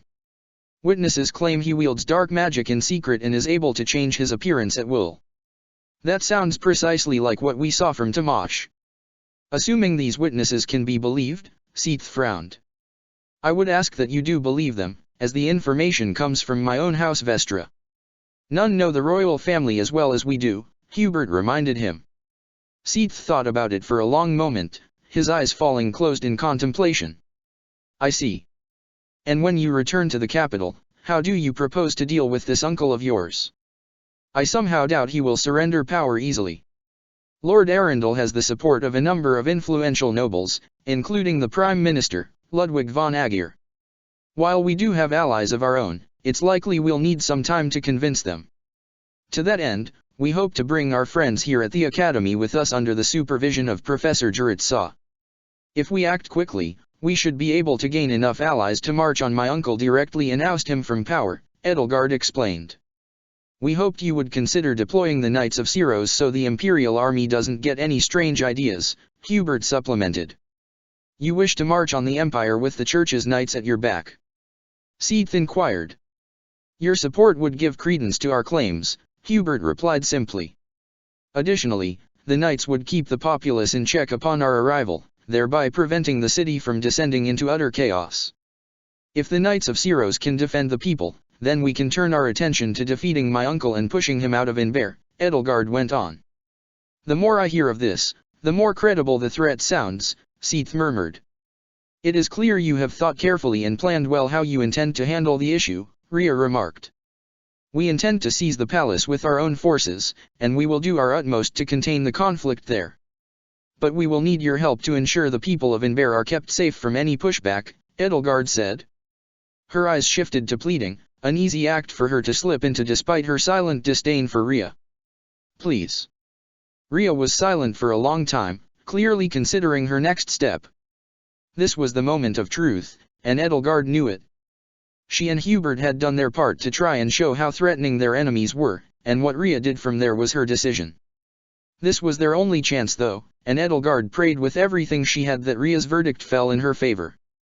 If she didn't gain the support of the knights, then the next few years were slated to end very differently. Rhea let out a slow, thoughtful breath. I have 2 conditions, she started. Name them, Edelgard challenged. First, when you capture Lord Arundel, he is to be turned over to the knights for questioning at once, Rhea began, and Edelgard nodded. Secondly, our knights are not to engage in battle directly. We cannot stoke the flames of war if we can avoid it.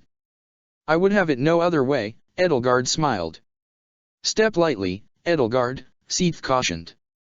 Should these claims about Lord Arundel prove false, we will take action accordingly. Make no mistake as to who will be held accountable. Edelgard nodded. To Seath, this could have easily looked like her making a grab for power against her uncle so she could claim the throne sooner. Edelgard wanted to take power out of her uncle's hands, but she knew better than to make an enemy of the church prematurely. Right now, this was about changing the fate she had set out for herself. She had been satisfied with her previous plan, but as long as there was a way to stab her true enemies in the back, she had to take it. She was walking a fragile line, and she could not afford to falter now. Understood, Hubert chimed in. But please know we have nothing to gain from deceiving the church. For as passive-aggressive as Edelgard knew those words to be, it was enough for Rhea, who nodded slowly. Very well. I will summon the knights and let you instruct them as to your plan. Maybe the goddess watch over you all. Thank you, Lady Rhea, Edelgard smiled. She nodded to Rhea one more time before she turned on her heel and walked toward the door, Hubert trailing after her. They pushed the doors open and made for the stairs soon afterward. It was time to put the first step of their plan into motion, and that meant gathering allies aside from the knights. Who are we bringing with us? Hubert questioned. As much as I would love to have all the Black Eagles involved for the sake of having reinforcements, I believe we both know that wouldn't be a good idea in the long run. Edelgard nodded. She would have wanted all the Black Eagles there with her too, but she knew better than to bite off more than she could chew, and for the time being, she was going to have to choose her allies carefully. Ferdinand was loyal to his father and would no doubt falter when he realized what Edelgard was really up to. Linhard and Casper's fathers were set to get involved with the attack, and Edelgard didn't want to risk anything bad coming of that either. Bernadetta didn't get along with her father in the slightest, and Edelgard refused to put her in a position like that if she could avoid it. That left Hubert, Dorothea, Petra, Monica, and Shay as her allies. That would hopefully be enough for them to seize the castle without any problems. Arundel wouldn't be expecting a surprise attack, and hopefully, that would be an advantage to turn the tides of battle against him. None of this was a guarantee of success, but Edelgard was fine with it. This was the best chance she was going to get, and she couldn't let it go yet. Go and find Dorothea and Petra, Edelgard told Hubert after a long, heavy pause. I'll speak with Monica and Shay. The others are all staying here, and we can catch them up after the fact. Whether they choose to side with us after that or not.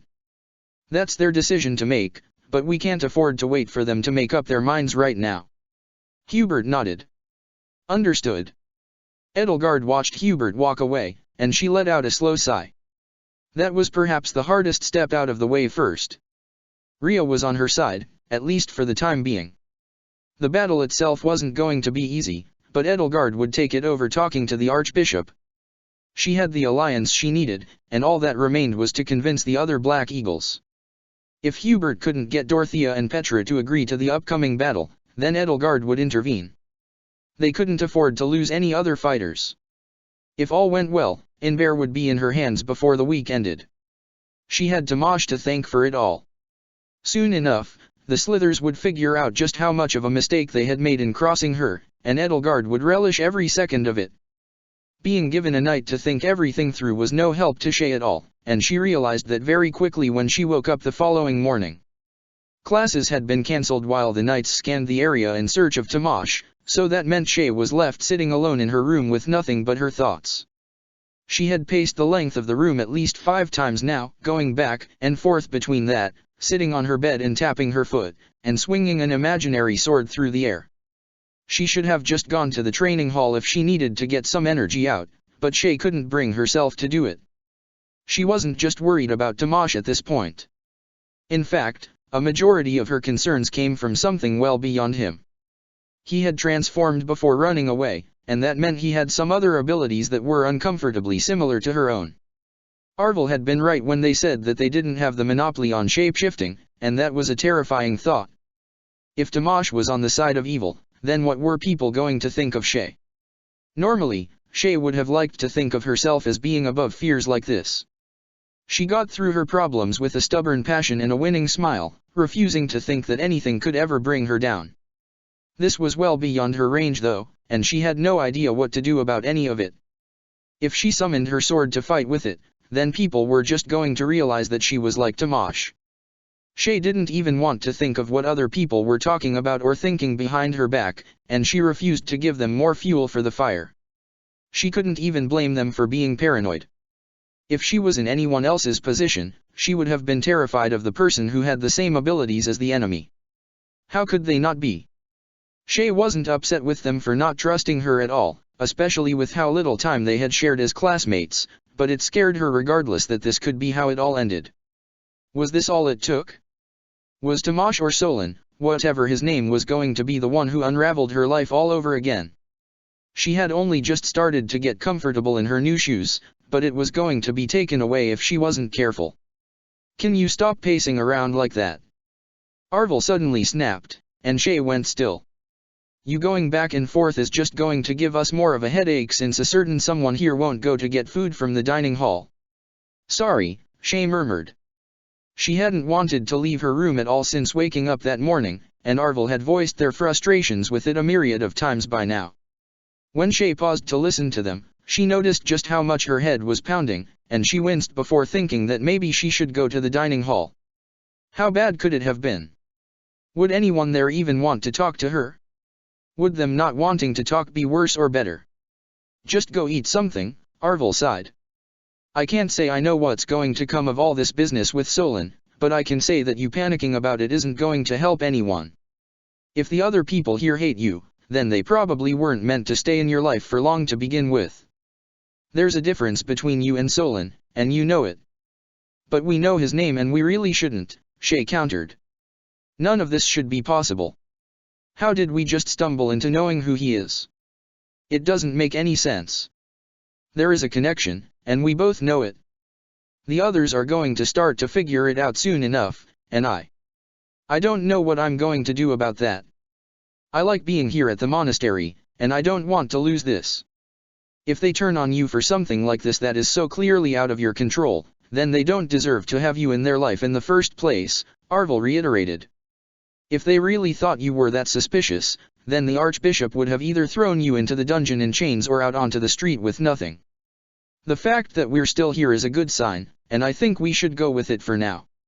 Shay nodded slowly even though she wasn't entirely sure she could bring herself to believe Arvel for now. She wanted them to be right. She wanted to believe that all of this was just her paranoia spiraling out of control, but how could she be sure? For all she knew, everything was going to fall apart the instant she set foot outside her room. Before Shay could even think of responding to Arvel around her sinking anxiety, a knock came at the door.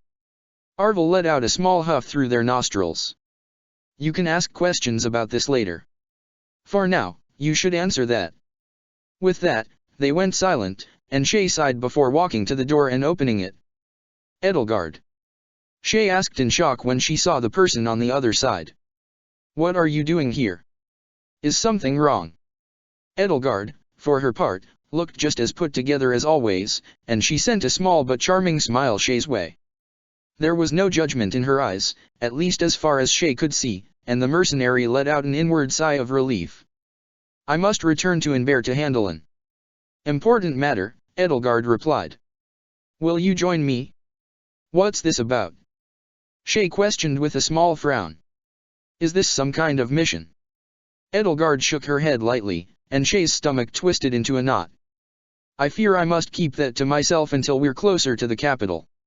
However, I can promise you this, there will be a battle, and I have no doubt you'll have a chance to shine. That was enough to catch Shay's full attention, and she almost accepted. Almost. Are you sure? She asked instead. These powers I have are like the ones Tamash used. Edelgard finished for her, and Shay nodded with a small wince. Yes, that is a bit disquieting. Still, you've given me no reason to mistrust you. First, you helped me, Dmitri, and Claude to fend off the bandits when they attacked. Second, you chose to stay here at the monastery when given the choice. Third, you fought by our side and helped us save Monica. I think I can give you the benefit of the doubt. Shay nodded again. Thanks for trusting me.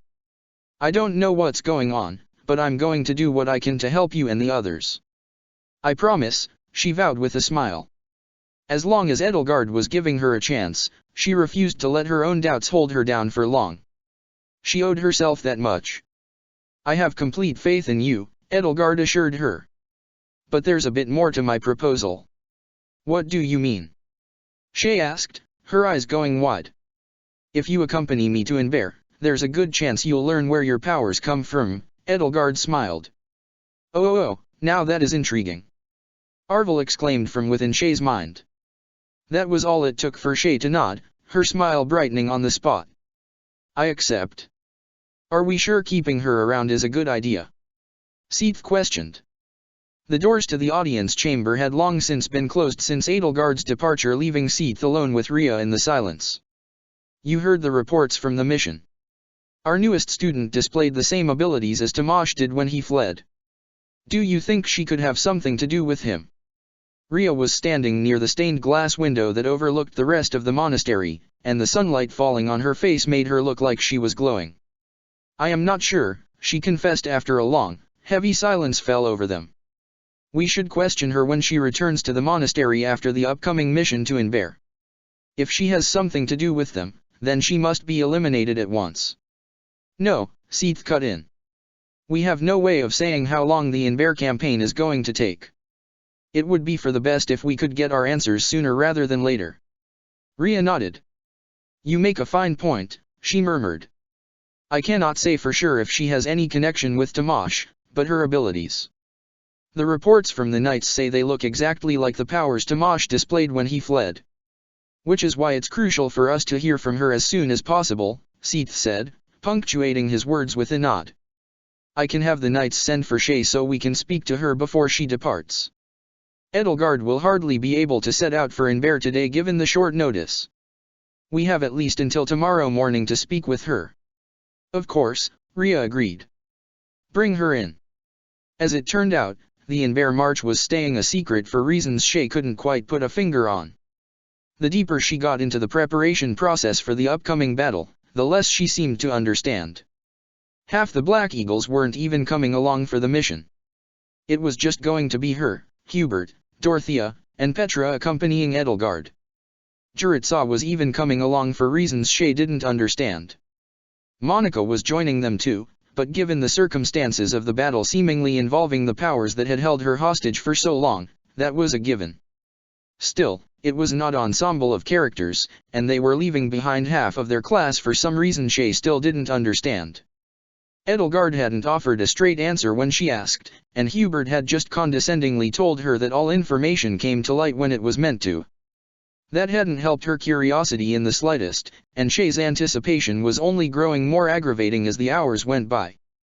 They were leaving for Inver in the morning, and while most of the people involved had already been briefed on their mission, it was a secret to the greater monastery. The Blue Lions and Golden Deer were being kept in the dark about it aside from the fact that it was some important mission in the capital.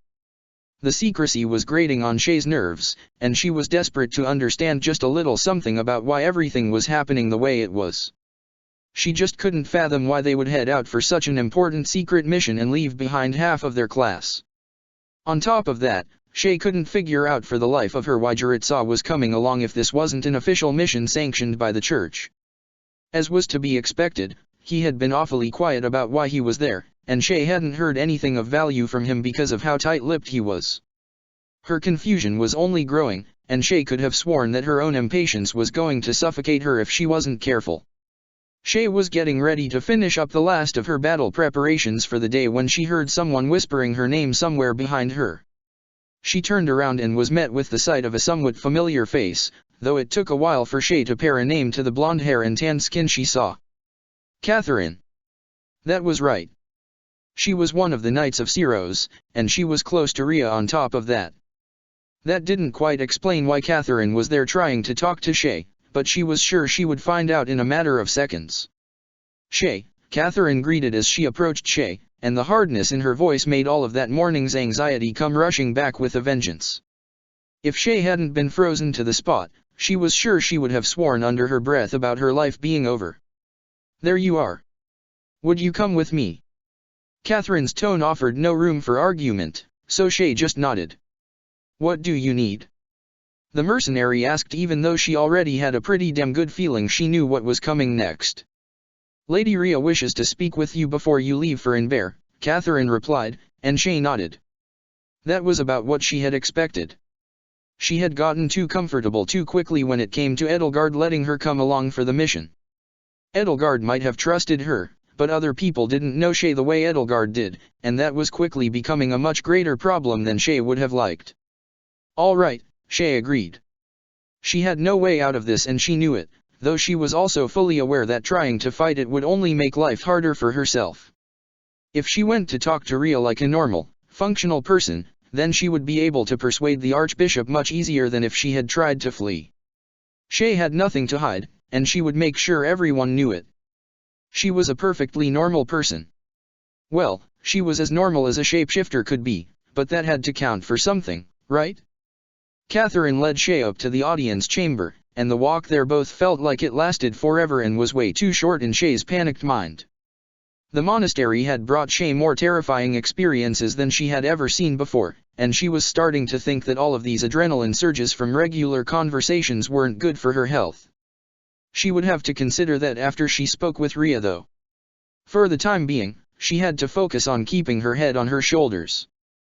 Catherine stopped moving when they arrived in front of the doors to the audience chamber, and she raised one hand to knock. Shay swallowed dryly, her heart screaming in her ears. Everything was going to be fine. Right? Chapter 10, The Road Ahead. Shay felt like she was being suffocated the longer she stood in the same room as Rhea and Seath. She would have been lying if she said she was surprised to be there given the circumstances, but that didn't help her paranoia much. This was completely different from the first time she had spoken with them about what house she was going to be joining in the officers' academy. This time, Shay was sure of what she was going to hear, and it made her feel sick to her stomach. "Welcome, Shay," Rhea started with a kind smile on her face. Shay nodded back, wishing she could find the power to speak up even though she knew she was probably never going to end up that lucky. "If you do not mind, we have a few questions for you." Shay nodded once again. "Of course," she said around the knot in her throat. She wasn't guilty of anything. She just had to make that clear even if it was going to be a nerve-wracking and terrifying experience to the end. "What do you want to know?" "I'm sure you are aware of the recent events that transpired with Tomash betraying the church," Seath went on. "His magic bears a striking resemblance to the powers you displayed in your past battles. We simply wish to know if you have any information that could help us in finding him," Rhea finished.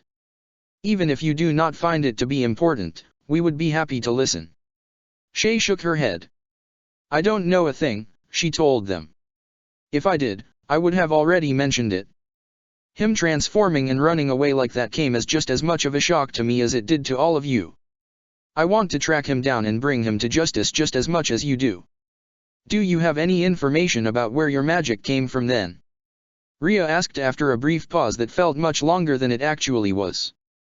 "You seem to enjoy fighting with a sword primarily, but I have noticed your affinity for dark magic as well." "I don't know much about that either," Shay replied. "I guess it's just been coming as an instinct to me. A few months ago, I just..." "Don't tell them anything about me," Arvel reminded her before she had the chance to continue. "I don't know how people from the church would react to hearing about me, but I don't think it would be good. I don't want them to turn on you when we can use them for our own benefits for a while longer." Shay's eyes widened by a fraction, but she said nothing about what she heard. Seath tilted his head to the side. "You just..." he prompted again. Shay snapped out of her trance again a moment later. "I just wound up finding these abilities out of nowhere," she finished. "If I knew where they had come from, I would have told you already. Not knowing is bothering me just as much as it has to be bothering you.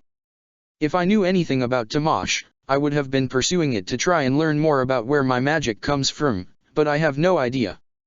Rhea and Seath looked to one another for a long time, and Shay felt her stomach sink into the floor.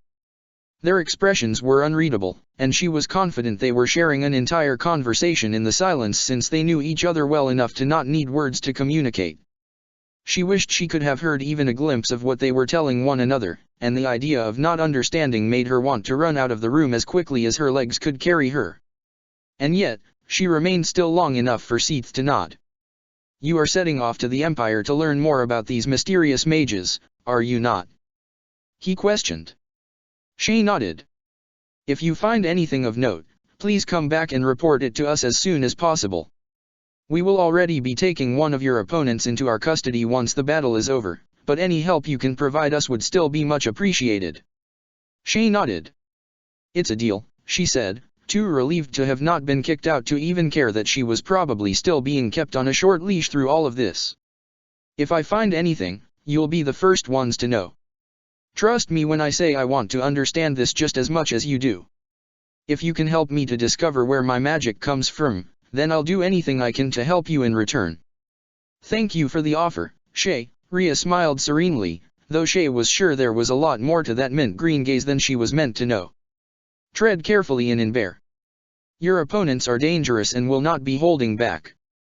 "I know," Shay assured them. "We'll be back as soon as possible, and we'll bring the ones behind this too. I promise." "We will be counting on it," Rhea said kindly. She waved to Shay as a gesture of dismissal, and the mercenary bowed her head somewhat clumsily before starting toward the door, hoping nobody could see the way she felt like she was shaking. It was like every organ in her body was rattling around just beneath her skin regardless of how visible her anxiety actually was. Shay didn't let herself breathe again until after she had arrived outside the room. She could still feel the eyes of other people around her, all of the knights desperate to know what her meeting had been about, but she chose to shake it off as much as possible. She had to get to the rest of the group so they could go out for the battle in Bear. This was hardly a time for her to get distracted. "They're still suspicious of us," Arvel told her as she started back toward the front of the monastery. "They want to use you to find the truth behind the recent struggles against those mages, but they don't trust you at all." "I know," Shay murmured under her breath. "I can't blame them for being nervous about it. Lady Rhea and Seath don't know me anywhere near as well as the rest of the Black Eagles, and even they feel like they're taking a risk in trusting me. I just wish there was something I could do to help them trust me more.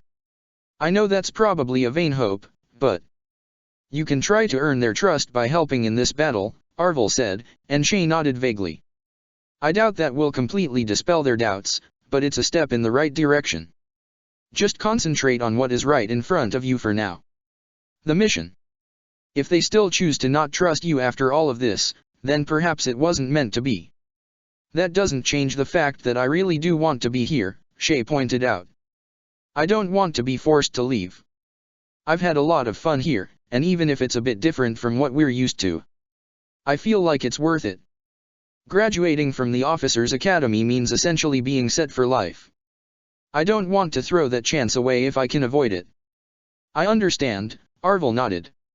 "For now, the best we can do is try to earn the trust of the church by fighting back against these odd mages. I have no idea who they are, but I know Rhea was right about one thing. We have some connection to them whether we realize it or not." "I have to wonder if the truth has anything to do with your lack of memories," Shay remarked. "You're missing so much information about the past since you don't remember anything before meeting me. That could help to fill in the gaps of everything we don't understand, but until we have a way to stimulate those memories, I'm afraid we're at a bit of a loss," Arvel finished for her, and Shay nodded again. "So be it. We can worry about that later. For now, I want to focus on the potential information right in front of us.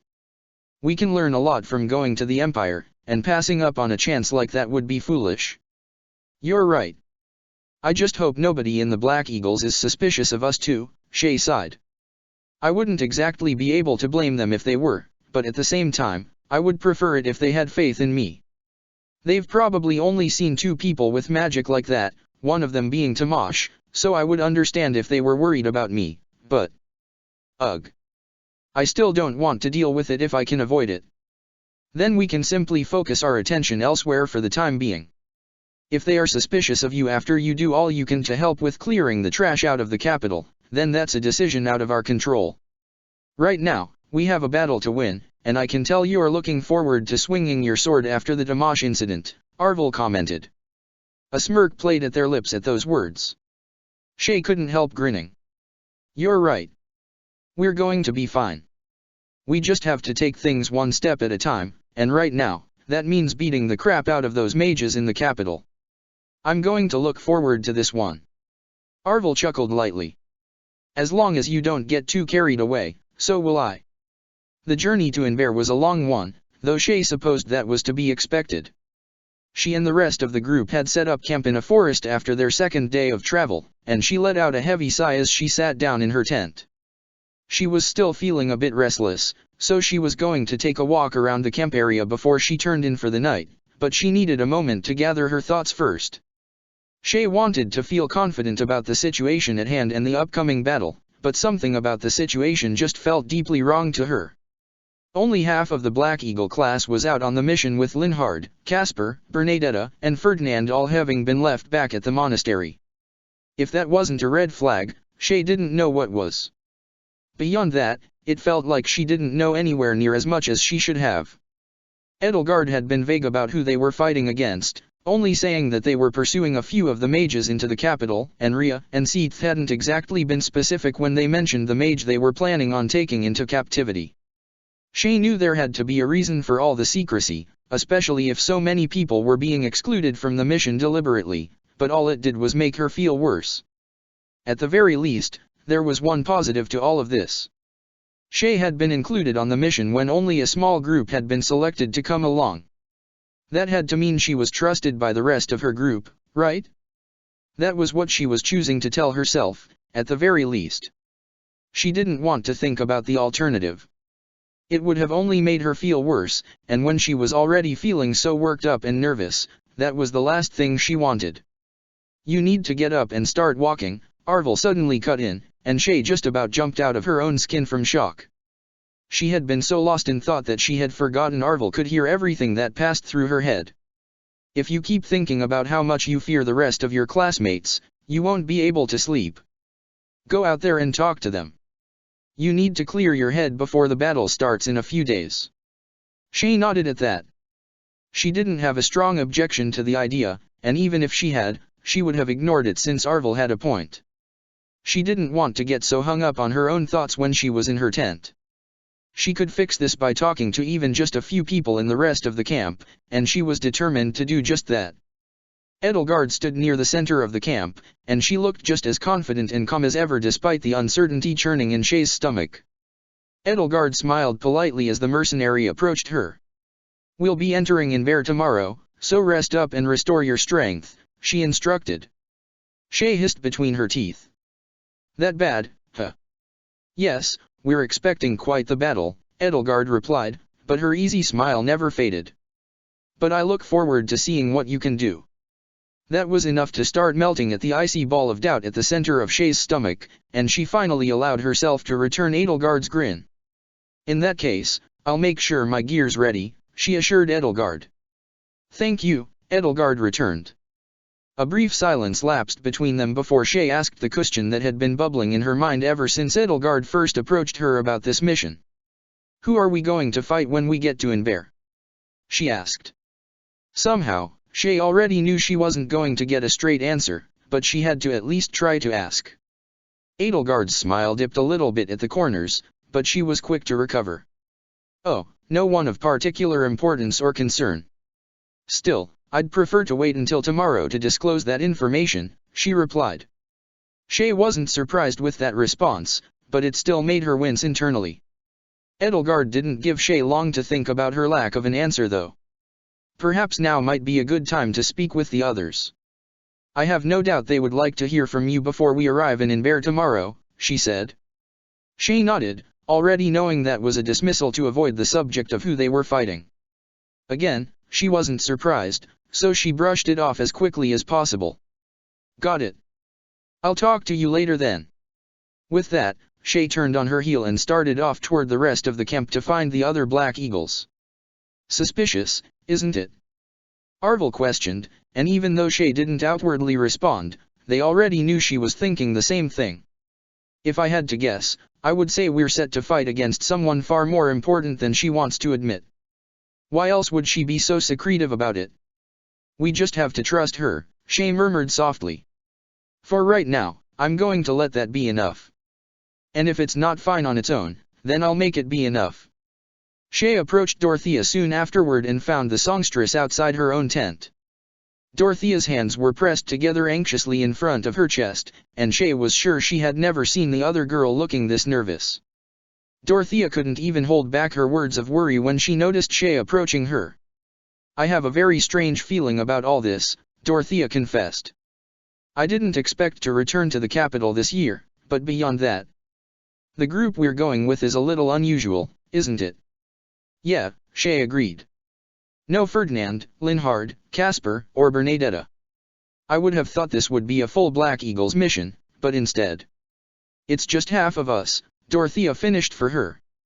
I find it strange that most of the children of the 6 great noble families stayed back at Garreg Mach. Aside from Hubie, of course. Shay raised an eyebrow at the phrasing of the 6 great noble families.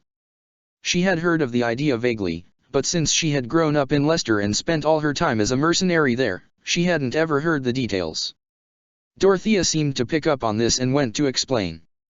Essentially, they're the ones looking over the different branches of the Empire's internal affairs.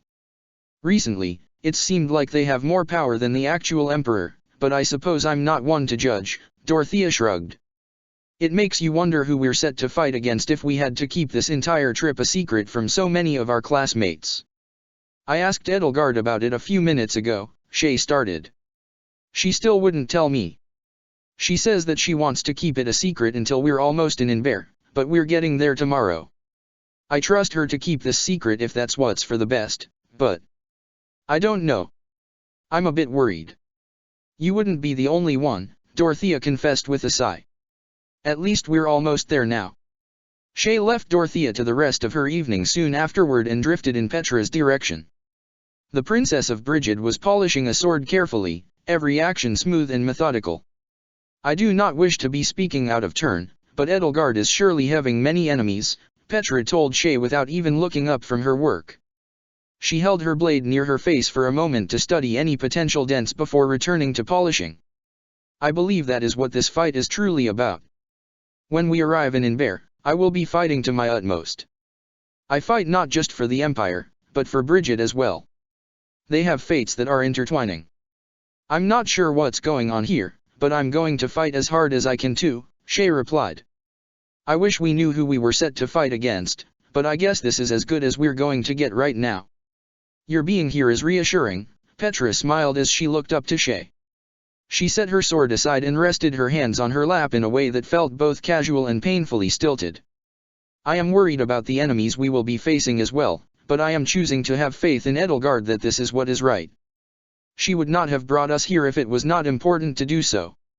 You're right, Shay agreed with a nod. She wished she could bring herself to agree fully, but she shoved her doubts aside to smile back at Petra. I'm looking forward to tomorrow for whatever that's worth. Monica stood nearby as well, and as soon as she noticed Shay was finished speaking with Petra, she gestured for the mercenary to join her. Shay did as she was silently instructed and came to a stop in front of Monica. The red-headed mage smiled before bowing her head kindly. I can't believe I neglected to say this sooner, but thank you for helping to rescue me, she said. I was meaning to say it for a while, but I suppose it kept slipping my mind. It's nothing, Shay assured her with a loose wave of her hand and a smile. I'm glad I was able to get you away from those creeps. I doubt anyone would want anything to do with them, and I'm happy you escaped when you did. Sticking around there for any longer probably wouldn't have been good for any of us. You can say that again, Monica nodded. I have full confidence in your skills. You wouldn't be here if there wasn't something to trust, and I'm sure Lady Edelgard feels the same way. The words felt like a punch to the stomach for Shay, but she did her best to not let it show. She didn't think her insecurities about not being trusted had been that obvious to outside parties, but she had apparently overstated her acting abilities. Either way, Monica's words hit her hard in every way she could have possibly needed, and the mercenary forced herself to smile. Thanks. I appreciate that. Monica was quick to move on with the conversation, either not noticing Shay's embarrassment or choosing to not harp on it. Lady Edelgard wants to keep the details of our upcoming battle a secret for as long as possible, but as far as I can tell, this should give us all the information we need when it comes to those mages, she went on. I know quite a bit about them from my time in captivity, but it won't be enough if we want to find the others who were involved with their work. They did as much as they could to keep me in the dark about their more important affairs. I guess that makes sense, Shay hummed. I have to wonder how we ended up in this position to begin with. I mean, I would have thought the mages would know how to do a better job of keeping everything they were doing a secret, so we couldn't just track them down and drag them for the filth they are. I suppose I was wrong. I'm happy they're not as good at being secretive as they would have liked, Monica confessed. That certainly makes it much easier for us to track them down. I can't say for sure who will be waiting for us when we arrive in Inver, but if I had to guess, I would say they've sunk their teeth in around the city. It makes a lot more sense than I would like to admit, if I'm being honest. Shay raised an eyebrow in her direction. What do you mean? She asked slowly. What makes you confident the mages got involved with Inver at some point? I guess it's just an instinct, Monica shrugged. The Empire has been in something of a decline for a while now. The 6 great noble families seem to have way more sway than the Emperor at this point, and he's fallen incredibly ill. The Prime Minister and Regent of the Empire certainly seem to be the ones running the show without much of any input from the Emperor. They want to take advantage of his condition to claim more power for themselves. That was true even when I was last free, and it seems to be true even now. Shay nodded slowly at that. I see. I suppose we'll just have to see where this mission takes us then, she murmured. She was starting to think there was a lot more to Edelgard's decision to not bring along their classmates than met the eye. Was it possible one of the 6 great noble leaders was a traitor? That would certainly explain leaving them behind. It was less suspicious if 4 of them were left at the monastery as opposed to just 1. Granted, it was still unsettling, but it was at least a step in the right direction. When Monica went back to her own business, Shay set her sights on Juritsa. She doubted he would say anything unless she tried to drag the truth out of him first, so she coughed to get his attention. He still didn't turn to face her, so she sighed lightly and continued. I didn't think you would be joining us, Professor, she admitted. I would have thought the monastery would have wanted you to stay behind to look after the other 4. I am here as part of a contract, Juritsa replied simply. He didn't bother to elaborate beyond that, instead returning to his previous work of preparing his weapons for the upcoming battle. He handled them with a surprising efficiency that made Shay glad she was on the same side as him rather than his enemy. She considered his words in the silence, and while part of her was tempted to ask if he was working with the church, she somehow doubted that was going to be the case.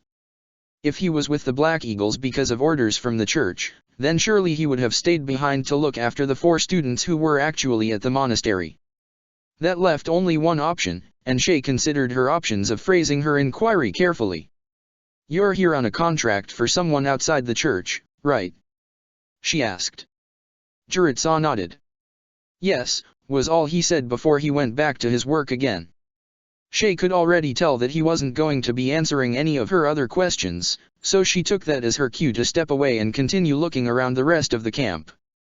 She wanted to talk to Hubert before they headed out, after all. Well, saying that she wanted to talk to Hubert was a strong word. He had been watching her ever since they set out from the monastery, no doubt trying to gauge what she was thinking in the wake of everything that had happened with Tomash.